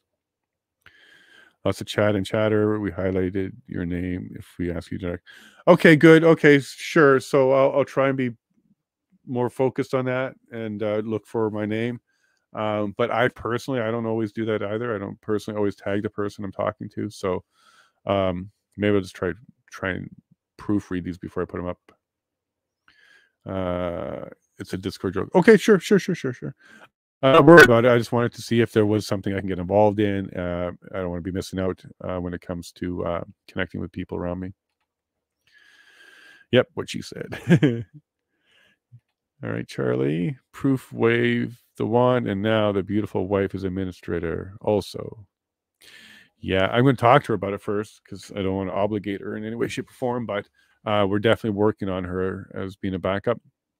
Don't know if she'll be doing any commentary, but she certainly would make sure your videos stay up and the stream is to you. Actually, he was saying that James needs. Yeah, she needs an STFU button for her witness because, yeah, and there's been a couple of times that Slowly did it. Slowly, I know that Tom Curry would have wanted a shut up button too, a couple of times for Slowly. Nobody else though. Yeah, Slowly was the one that wanted to go back and fix a bunch of stuff and then rant for a bit. And then this witness today. I think Chris Barber was a stellar witness. He was very good at keeping it concise and didn't do too much over talking at all. And then Steve, en français. I would love to see him do fluent English right after that because that would be just wonderful to see. But it was great. I like Steve there. It was a lot of fun. I just remember Miss Ford. Yeah, you'll see it stunt. It's near I would say the last third of her testimony kind of went off the rails there. Yeah, and I think you can tell because at some point you're not even sure what she's talking about anymore, and how it's relevant to anything. But she had a lot of passion and she had a lot to say. So I don't take any negative from that. I think she did a good job. I just hope she didn't get the commissioner to check out. Must do my hair. Brady Bunch, that's it. Thank you very much. Brady Bunch, that's it. Yeah, so we'll do like a Brady Bunch thing where we're all on there. Thank you, Charlie. There we go. Yep, Brady Bunch. You are really listening. That's confirmation. Everyone can be chaos.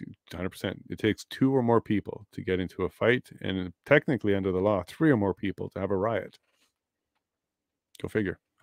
Not sure why you can't be 2 people with a riot, but the law says 3. Brady Bunch again. Yep, you all got it. Thank you very much. I think the STFU was meant for others to zip it. No, I didn't take it to me. So I never thought the STFU was for me. I didn't see that at all. Sorry if there was any confusion around that. I certainly didn't take it in that fashion at all. I thought STFU was a group, maybe a Friday night group, where we can actually say anything. And it was a bit of a joke on STFU. That's what I thought we were talking about there. So no. I didn't think I was being excluded in any way. I'm also not that sensitive. You might find that weird about me. I might be a little aloof when you're actually trying to offend me because I'm actually trying to give you merit and credit. So sometimes I don't catch it. A little Sheldon Cooperish around sarcasm. I can be that way a little bit. Yeah, just one of the quirks about me. Yes, Abby, STFU button is an important quality to have sometimes. Fair, human, effective communication. Sure, 100%. And sometimes you need an STFU for yourself, just to collect yourself and understand what you're talking about, especially if you have emotions going on. Sounds good. Sounds good, Abby. Some just don't have the button. Yep, true. Yeah, the self-censor, it's not even a censorship. It's a self-control button. And I talked about this a couple of streams ago, like when you're encountering police. It's far better to, I'm not saying surrender to them. It's far better to not engage them in combative conversation.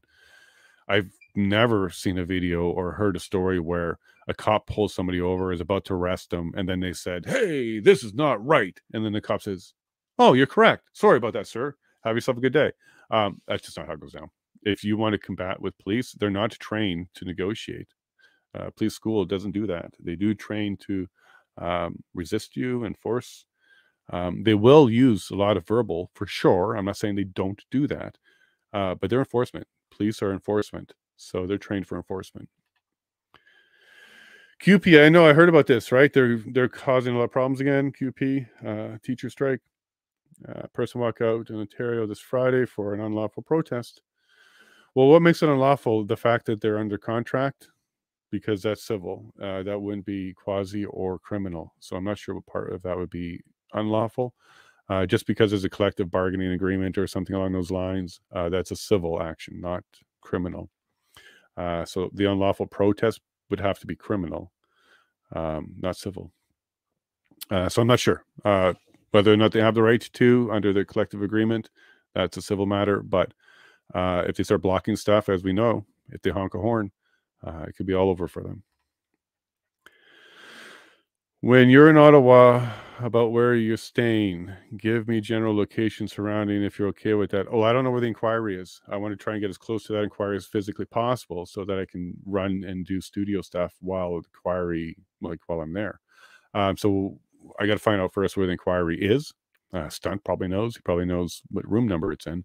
And then as close to that as possible will be my plan. Just rolling it out now because I made a decision yesterday to go do that. So the logistics are happening as we speak. But as close to the inquiry as possible is my goal there.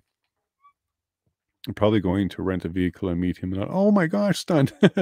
I'll pick you up. Oh, wow. Okay, carpooling. Cool. That's awesome. Sure. And we'll get together after a stream. We'll kind of hang out. Supper here. Yeah. It's in Eastern Ontario. Yeah, Supper was there a lot. It's more around the French areas because Supper, a lot of people in Quebec use Supper, the French version. But when they're talking English, this is Supper too. Not so much I want to say not so much in Saskatchewan when I grew up there, but that was a long time ago. I don't hear it everywhere. Supper. Northern Alberta. Oh crap! Yeah, Railroad. I know that. You're. Yeah, I know where you are. Sorry, for some reason I saw Stunt in your name. Dinner. Yep. Lunch here. Well, that would be the middle meal. I'm talking about your late meal. Is it dinner or supper? Oui, très bien. Yeah, you're fun, Mr. Green. I guess we're gonna hang out, have a Corona or something. COVID, Corona. Let's have a Corona. Yes, you can make me an administrator. Okay, I'll look into that, Prairie. You're around a lot. You're hanging around a lot. Railroad too. If you want, we can do that. I don't know what access it gives you, but I'm not too concerned about stuff. Don't delete all my videos or anything like that. I call my sister's Chihuahua La Petite Roti. So the little piece of beef, is that what that is? A little tiny piece of beef? A little piece of roasted beef, maybe. Cute. Chihuahua. You're in a good mood today, Green, Mr. Green. No, we all have to hit the live chat to see all my... Well, you do, but if I hit it, then I get it fed into my streamer where I'm clicking the buttons and putting it on stream right now. So I think maybe I get them all. You may not get them all until you click that drop down. Brady Bunch, yeah, Stunt, you are 10 minutes behind. You are 10 minutes behind. We got that answer 10 minutes ago. Several people, you scroll up, you'll see it. You are 10 minutes behind. Woot. Yes, Prairie is right. We each have to select live chat to see live chat. It's an individual choice. Should be the same for vaccine and masks, right? You can do that, individual choice, but not masks and vaccine. Your name gets highlighted automatically so you know somebody is addressing you. If you're watching on a phone, you need to add the @ symbol before the name so it shows up. I learned so much from you all. That's awesome. And just so you know, when I walk away from the screen, I do have you in my ear, and that's why you see me chat sometimes, because I'm eating or that's it. That's basically all I'm doing while I'm away is eating or addressing family in some way. I think for attorney, I'd use the SDF button. It would escalate here. Well, congratulations, Abby. You just gave her a promotion because she's not an attorney. She's a paralegal. But it happens all the time. Everybody calls paralegals lawyers, but we actually have a rule in the paralegals code of conduct to clarify that. And I'll just clarify for her so there's no confusion, because we're not allowed to allow confusion around that subject to exist. Lawyers had a lot of rules when they brought us in the fold because they really didn't want us to confuse the market. I get it. But she's a paralegal, so she's not an attorney. Yes. Bro, I've had people begging me to run and offering to help me do it. I'm not that guy. You might be surprised, Stunt. You might be, after all. I'm the furthest thing from a politician, which makes you a good option. But I have no doubt that you're the one people should get behind. Well, look, we can have many of us done. Okay, I'm just West Edmonton. There's 338 regions.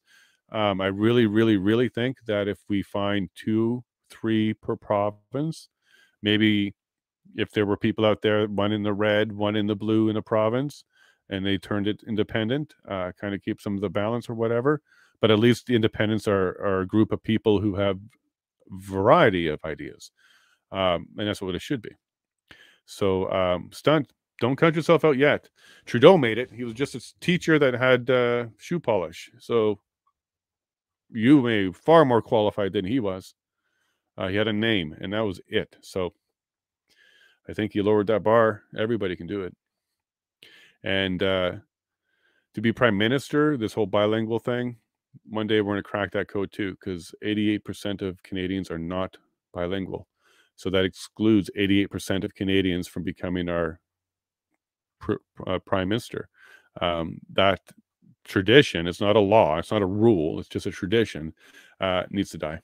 I don't care if it's completely French and we have to get translations every time we hear the person, or completely English and you have to get the French translation. But this idea that our higher level government officials need to be bilingual causes what I call the Canada Triangle, which is this little triangle area of the Toronto, Ottawa, Montreal, Quebec City corridor is where all of our prime ministers come from, because that's where all the bilingual people are. Either you're well off and you have the ability to become bilingual by choice, or you live in a bilingual area. There really isn't another way to become bilingual. So that's why 88% of Canadians are unilingual. And that takes them out of contention for prime minister. Nah, we gotta break that mold one day. Parlez-vous français does not make you better. And only speaking one language, fine with me. I don't mind if the prime minister is only French, as long as it's not a prime minister like this. Sorry, I had to get that out because I'm not bilingual. And for some reason, I'm precluded from being a national party leader or leader, like on a party level. That's discrimination, by the way, you all. You can't actually do that. But it's an unspoken rule. It's an unwritten rule. So it's kind of just enforced without a rule. Anybody remember when Freemasons sent Pat King the letter to start the Convoy party? What are the Freemasons doing? Sent him a letter to start the Convoy party. Is that got some weight to it? Freemasons, good group. Bunch of people that get together, do their thing. I don't know much more about that, but they're everywhere. Haven't been invited or anything like that, so I don't know much about it. Haven't been to Davos either. U.S. cop watchers are getting strikes. Oh, really? And unusable content because the cops are using copyright music. Oh, yeah, I've seen them play F the police over their loudspeakers to prevent cop watchers from recording. Yeah, it's a well-known thing. And look, what I think YouTube should do is maybe just mute instead of delete. If they have a problem with a certain piece of the video and it's just the audio portion, the policy should be muted. They're going to mute it. I think we all could live with that, hearing some mutes as we're watching the stream and we can still see the stream. And on a technical level, there's nothing that's stopping them. They're already using technology to find it. They can then use technology to mute it and that part of the stream. We got to give them some ideas, maybe force their hand a bit. Supper for you too, Marilyn? Yeah, it's a lot of places do supper. Second supper, and what's that? Is that a misspelling? Albanese? Mr. Green Thumb, we definitely figured out some plans. I think he's coming on the 12th or 13th. I'll definitely be streaming on the 14th. The 14th is a Monday. So I'll definitely be set up and streaming for the Monday. So I'll be coming in, and I can't go on the 11th. I'm streaming. So it has to be the 12th or 13th. So I'll keep you posted. You'll be the second person to know. I'll be the first. My wife will let me know. Yes, Stenta, remember the video when you got that letter. So yeah, a lot of good stuff about Pat King came out today, and some of you thought that they were going to scapegoat him. I don't think so. I think Pat King is going to do exactly what Chris did. which is to get on there, admit to past mistakes, maybe admit to passion. We're all Canadians, we will forgive. So if he goes up there and there's a couple well-placed apologies, it won't matter how frustrated he seems or abrasive he comes off. Thanks, Steve. Canada will love him. So they can try and scapegoat him all they want, and ditto with Jeremy. They can try and scapegoat him all they want and boogeyman him all they want. But the same thing's going to happen with what happened with Farfada, which was, well, Canada's going to hear the real thing. They're going to hear the government of Canada not really challenge the damn thing that was said. And now we have the truth. So I'm not worried about Pat King and the scapegoating side of things. I'm pretty sure he knows where he stands in history and what he did. So I think if he just went up there and said, you know, some of the stuff, I'm not saying that you have to regret it. You just have to acknowledge that for many, it's obscene.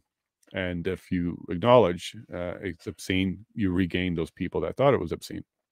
That's it. That's what we're going with for that. Stunt dummy. Just put another track over it. Should work. Yeah, you can do that in video editing, stuff like that. That'd be cool if there was a way for YouTube to just mute it if they thought that was the case. Never signed out. Hit mute by mistake. Sorry, Alan. I think the letter terrified the government. Pat had the support and the funding. Oh, so you guys are talking about something a little bit bigger that I don't know about. Well, Pat and the Freemasons, something like that. They made it impossible for their plan to be followed up on. I don't know about this stunt. Let's do another catch up and have you come and explain some of this to us. Perry, I made a mistake in my comment. I meant streaming, not recording. Your idea would work for recording. Right. Oh, yes, stunt. I get you. Yes, right. So when Perry said put another track over it, you're right. You can do that before you upload it for live. You can't do it for live. Yeah, it's kind of weird that they're so bad on that copyright, though. I think that's overboard. Like just a few clips and you're done. Perfect. This time I'm counting on you. Bit of pressure. Fix that truck. Our little thing starts soon. Great job. I would love to meet you both. Or should we have a bilingual school so children can learn that from the beginning? Well, here's the trouble, Abby. There's still going to be a class culture thing. My father's French. My mother didn't want it. Okay. So I came from a family where we could have had French early because my father was French. I thought my name was Tabernac and my brothers were Cadiz and ST. Could have sworn that was our name for the longest time. But my mother refused for whatever reasons. She didn't understand it. And so I think she didn't want to have it. So anyways, where I'm going with that, Abby, is sometimes family interferes with that too. And we do have French in schools, just not a bilingual school. And it's also difficult to get into French schools when you're in an English area if you didn't start off in French schools. I kind of agree with you, Abby. All of that should just be out the door. But we do live in a society right now where it's not the common place to be bilingual. YouTube is censoring streamers, or let the streamers pay a license fee to use the music, like 99 cents or something, or it's muted. Sure, Railroad. And why doesn't the music industry go ahead and do that? You bring in some more revenue for them, and then they can stop screwing up our videos, and they got their license fee. There's a Canadian organization that does that. Mr. King runs it. There's an organization in Canada that keeps track of the licenses and royalties for music. Maybe they should be working with YouTube more directly and giving that option. Mute it, pay a fee to put it back. Just do that. Just mute it, and then give me a pay license fee button, and I'll then have the choice to do that or not. I agree, Railroad. That would be a terrific solution. I think that would also be very fair. Really, wow, get me in with you. I know all the French swear words. I am fully bilingual, and I can talk that I don't speak. Yeah, we got a lot of that in my house. Yeah, and a lot of religious-based swears in the French language. It would be, I think so, Railroad. I think that would be a terrific solution. Jeremy will not do bootlicking. No, and nor does he need to. No. So Prairie, don't get the wrong impression there. Nor does he need to. Jeremy most certainly can just be frank and straightforward and still do a great job. This is why I'm thinking they might be doing the remote video or something, because he's going to do just fine. And he most certainly doesn't need to bootlick, just like Steve. Do you think he has any? Do you think there are any boots with a strip of lick on it around Steve? Not a chance. And other than the Confederate flag zip tying thing for Chris Barber, I don't think he did any either, other than maybe that. Confederate flag isn't a hate symbol in Canada. Never was. Dukes of Hazzard, that's where I remember it from too. Let's hope Jeremy is in his unfettered. Yeah, and let's also hope he doesn't go all the way, right? Because he has his podcast, which he does limit himself to a kind of level. He does do that. And then he has his after show where no holds bars, okay? Don't show up at this commission with the after show, Jeremy. Show up with your podcast. It's fine. Your podcast is fine. You have calm genius moments, and then you have frustrated brilliance moments all at the same time. So, but don't bring the after show, please. That's what turned me off, was your after show. I heard there was a ban on educating working workers striking. There's a ban on it. Unlawful may be the wrong word. Essential services, stuff like that. I know that they were talking about that, but no, we live in a very union country. Unions have a lot of right and power. If anything, stunt, it's probably against their collective bargaining agreement. It's probably against their agreement. They do that all the time. They violate the agreement because it's already ended or ending, so they don't really care. That could be it. So,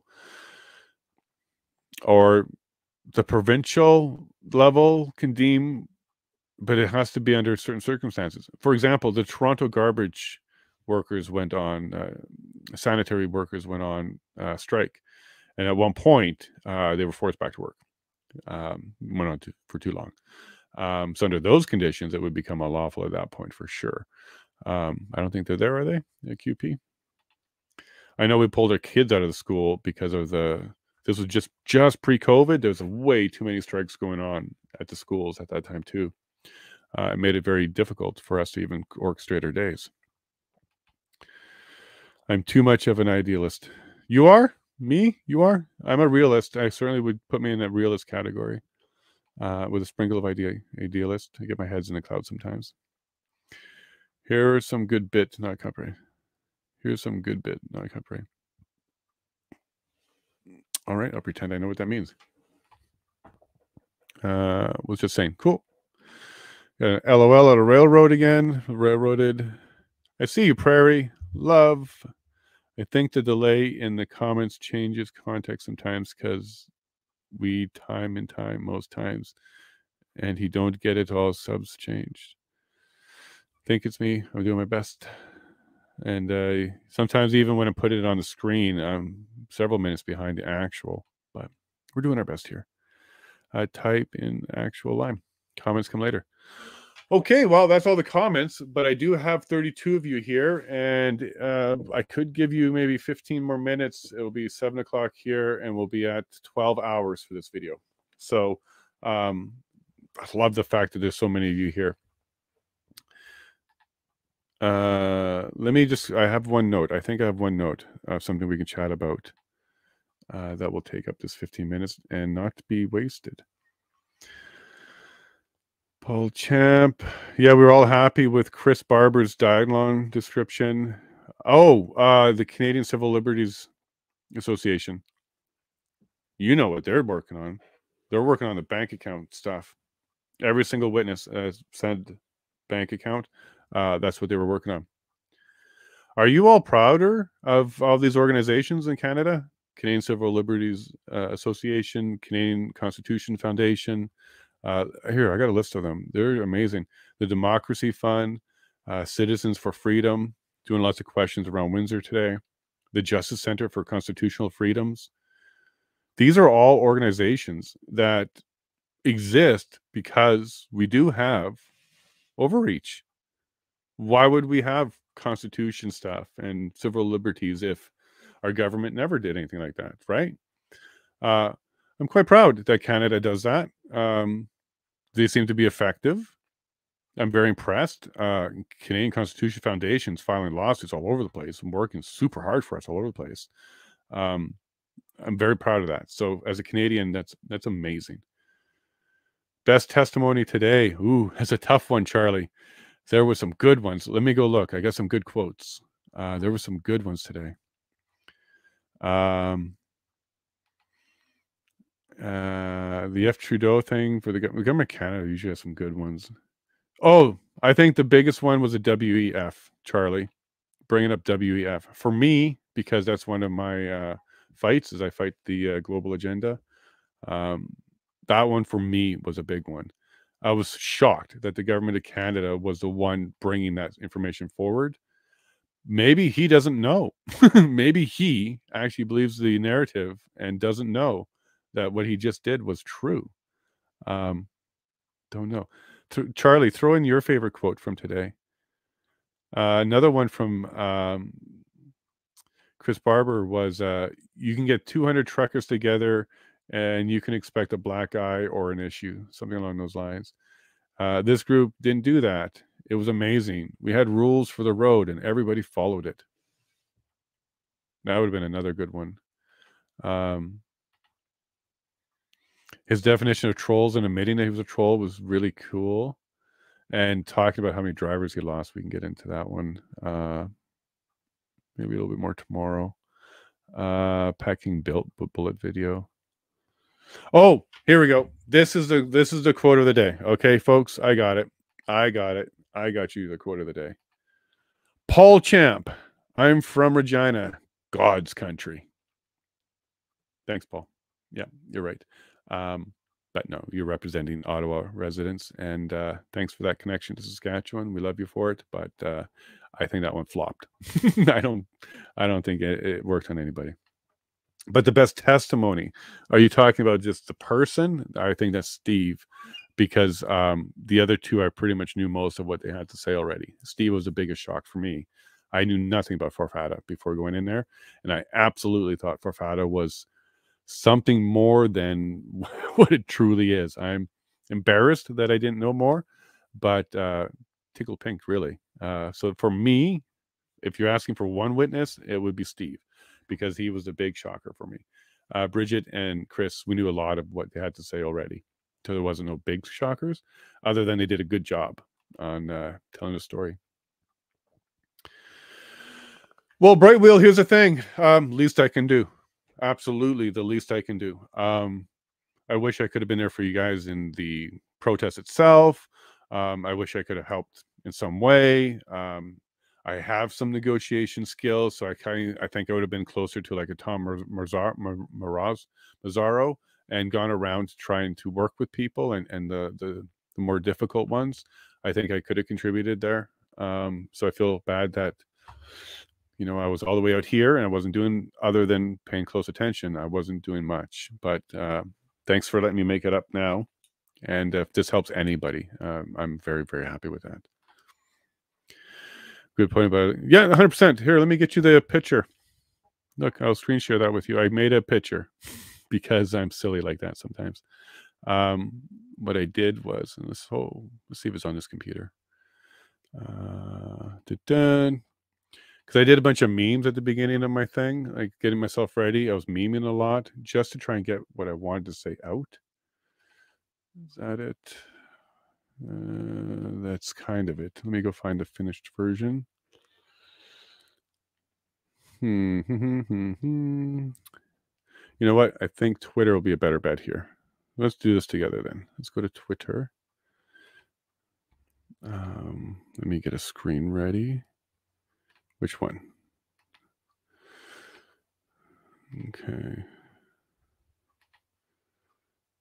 Oh, sorry. Wrong screen. We want Twitter. Sorry, get out of my email.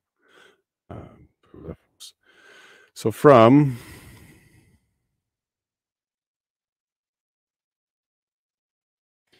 P and then triangle, I believe is in the. Here it is. Check that out. This is Canada's Bermuda Triangle. This is where all our prime ministers have come from, a majority. You can look over here for, well, he's listed here as Calgary, but that is Joe Clark. So he came from Alberta. That's his birthplace there. And then Kim Campbell is the other one in Vancouver. She was there for a little while. All the others, look at that triangle, guys and gals. All the others came from the Ottawa, Quebec, Toronto, Montreal corridor. And then the group here on the east, those are the early prime ministers, very early prime ministers. Our Canada grew from the east to the west. So those are the early prime ministers. All the more recent ones have been in here. Now, Pierre is born in Alberta, but he is an Ontario PM, and he's been in Ontario for quite some time. So if he does win, we'll have another berth in Alberta, but he's predominantly an Ontario MP. So I think that's what happens with bilingualism. What do you think of that? Canada has a triangle. Go on Twitter if you like that one. Share it. I have never seen a live streamer care for his audience so much, really, that he reads or displays every single chat.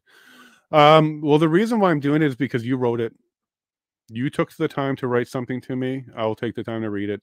And that is exactly the kind of MP I will be. It's going to take a long time sometimes to read every single message, especially when things are getting excited. But what the hell are you paying us for not listening to you? So you say I care about you. I love that. But what I think I'm doing is I'm just preparing myself for the real job. This is kind of practice for the real job. I completely agree. I would be willing to listen to an English translation if we had better. 100%. We would totally be fine with a completely French prime minister if it meant a better leader. A lot of elites are bilingual. I'm just saying, you want common folk, you should be able to accept unilingual. I'm disappointed the court dismissed the Brian Peckford. And don't be, Marilyn, don't be. Please let me help you get back out of that disappointment and the excuse of moot. Don't be. Whether we won or lost, it would go to appeal. And whether we won or lost, it would go to Supreme Court. That's exactly where this is headed. So don't be. If anything, it just we're moving along faster. So the fact that it was dismissed means we can now move to the appeals court step. And then when we lose there or win there, don't get excited because there's going to be another one. Because Peckford's case has to be a national Supreme Court decision. We have to put an end to that question, and it has to be a national decision, which means we're going to have to lose the first few times or get for the steps. Just so you know, Marilyn, you can't just apply to the Supreme Court. You have to come in there on a case, and it has to have gone through the appeals court first. It's very, very, very rare that things go straight to the Supreme Court, mostly around provincial issues. But when it comes to things that were tried and matters that were brought forward, yeah, there's going to be 3 steps. There's going to be the initial filing, the appeal, and the Supreme Court. This is going to the Supreme Court. And I do believe it's going to be in our favor because it was a complete violation. So don't be discouraged at all. This is actually a very good step. We want a Supreme Court decision and be our favor because that makes it national, and we can then put this to bed for a while. Bridget was the best one. Yeah, for you, for sure. Yeah, and when it came to getting the Canadian passion out. And if you like this video, remember to like and subscribe and press that notification button to receive more information like this. You can also follow me at yellowhead.vote to stay informed and get the inside scoop. Thank you.